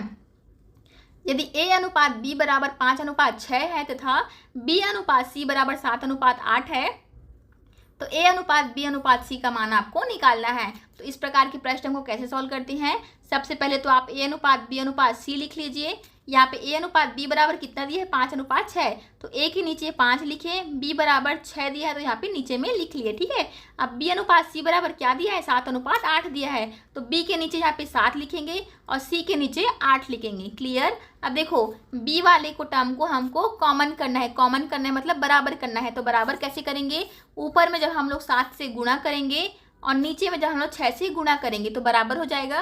कैसे बराबर होगा देखते हैं। 7 पंचे 7 को जब यहाँ a से गुणा करेंगे मतलब 5 से गुणा करेंगे तो कितना आएगा 7 पंचे 35 और ये कितना क्या हो जाएगा 7 छक्के 42 हो जाएगा। ठीक है, अब यहाँ पे 6 सत्ते 42 मतलब b का वैल्यू तो हमने ऑलरेडी लिख लिया है 42, तो इसको नहीं लिखेंगे दोबारा। 6 अट्ठे कितना होता है 48, आंसर क्या आ गया 35, 42 और 48, माने ऑप्शन नंबर बी हमारा करेक्ट आंसर हो गया। अगर आपको नहीं समझ में आया है तो लिंक दे दूंगी यहाँ पे, देखना थंबनेल लगा दे रही हूँ, उस वीडियो को खोज करके देखना जिसमें मैंने डिटेल में समझाया आपको। ठीक है, एकदम बारीकी से समझाया है, उस वीडियो को जरूर से देख लेना फ्रेंड्स, बहुत हेल्प हो जाएंगी आपकी और अच्छे से आप अनुपात वाले क्वेश्चन सॉल्व कर पाओगे। ठीक है, एक वर्ग का क्षेत्रफल ज्ञात कीजिए जिसका परिमाप कितना है 80 मीटर है। तो इसका परिमाप कितना, परिमाप दिया है आपको, हमको पता है कि वर्ग का परिमाप क्या होता है, वर्ग का परिमाप होता है 4 × a और इसे का वैल्यू क्या दिया है 80 दिया है। तो यहाँ पे इस जब 4 को इधर ट्रांसफर करेंगे तो क्या हो जाएगा a बराबर हो जाएगा 80/4, मतलब a का वैल्यू कितना आएगा 4 से जब इसको कट करेंगे तो आ जाएगा 20। a का वैल्यू कितना आ गया 20 आ गया।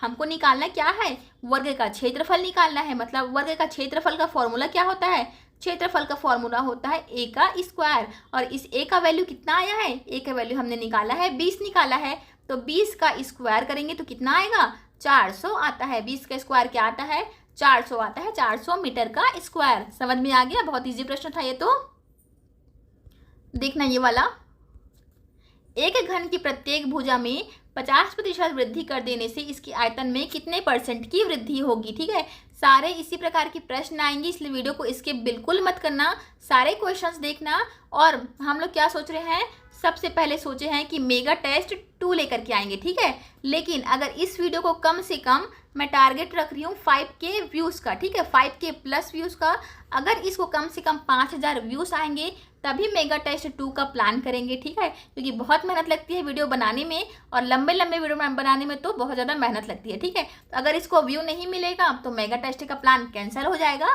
तो आपका फ़र्ज़ बनेगा कि इसको ज़्यादा से ज़्यादा शेयर कीजिए ताकि व्यूज़ आए, और व्यूज़ आएंगे तो आपको ऐसी इंपॉर्टेंट वीडियो देखने का मौका मिलेगा। ठीक है, जो कि बहुत ज़्यादा इंपॉर्टेंट होते हैं फ्रेंड्स, इसी प्रकार के ही प्रश्न आएंगे। देखना आप एग्जाम होगा फिर मुझे कमेंट करके बताना कि हाँ आपके पढ़ाए हुए प्रश्न आए थे कि नहीं आए थे। ठीक है, तो ज़्यादा से ज़्यादा शेयर करना फ्रेंड्स, और क्या करेंगे आप लोग, लाइक तो कर ही दिए होंगे अभी तक, सब्सक्राइब तो बिल्कुल भी कर ही लेना। ठीक है,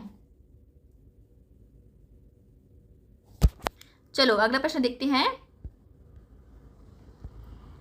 एक सेकंड है ना, कितना था 50% की वृद्धि कर देने से आयतन में कितने % की वृद्धि होगी। तो इस प्रकार के प्रश्न मैंने कराया था, उसमें क्या बोला था, आयतन क्या होता है, घन का आयतन होता है a का क्यूब, भुजा का क्यूब हमारा घन का आयतन होता है। यह क्या है, एक प्रकार का चर संख्या है, मतलब परिवर्तित होने वाला संख्या है। ठीक है, अब देखो जितने बार भी यहाँ पे % अवृद्धि होता है बोला है, तो जो पहले जैसे कि आपको बोला जाता, मान लो 100 रुपये है, इसमें हमको 20 रुपये की वृद्धि हुई करके, मान लो बोलता 100 में 20 रुपये की वृद्धि हुई तो टोटल कितना हो गया आपको बताना है। ऐसा मान लो कोई क्वेश्चन कर दे आपको तो क्या हो जाएगा, आपका आंसर क्या रहेगा 120 हुआ है, ये आंसर रहेगा ना। 100 रुपये आपके पास था, इसमें से 20 रुपये मैंने और दे दिए, आपके पास कितने हो गए 120 रुपये हो गए। लेकिन हुए कैसे, जो पहले आपके पास था, मतलब पहले आपके पास 100 रुपये थे, उसी में आपने 20 रुपये मिलाया तभी तो आपके पास 120 रुपये हुए ना। सेम यही चीज़ आपको करना है। आपको क्या दिया है 100 मान लेते हैं, 100 हमारे पास ऑलरेडी था। यहाँ पे हमने क्या देखा था, आयतन a का क्यूब देखा था, है ना।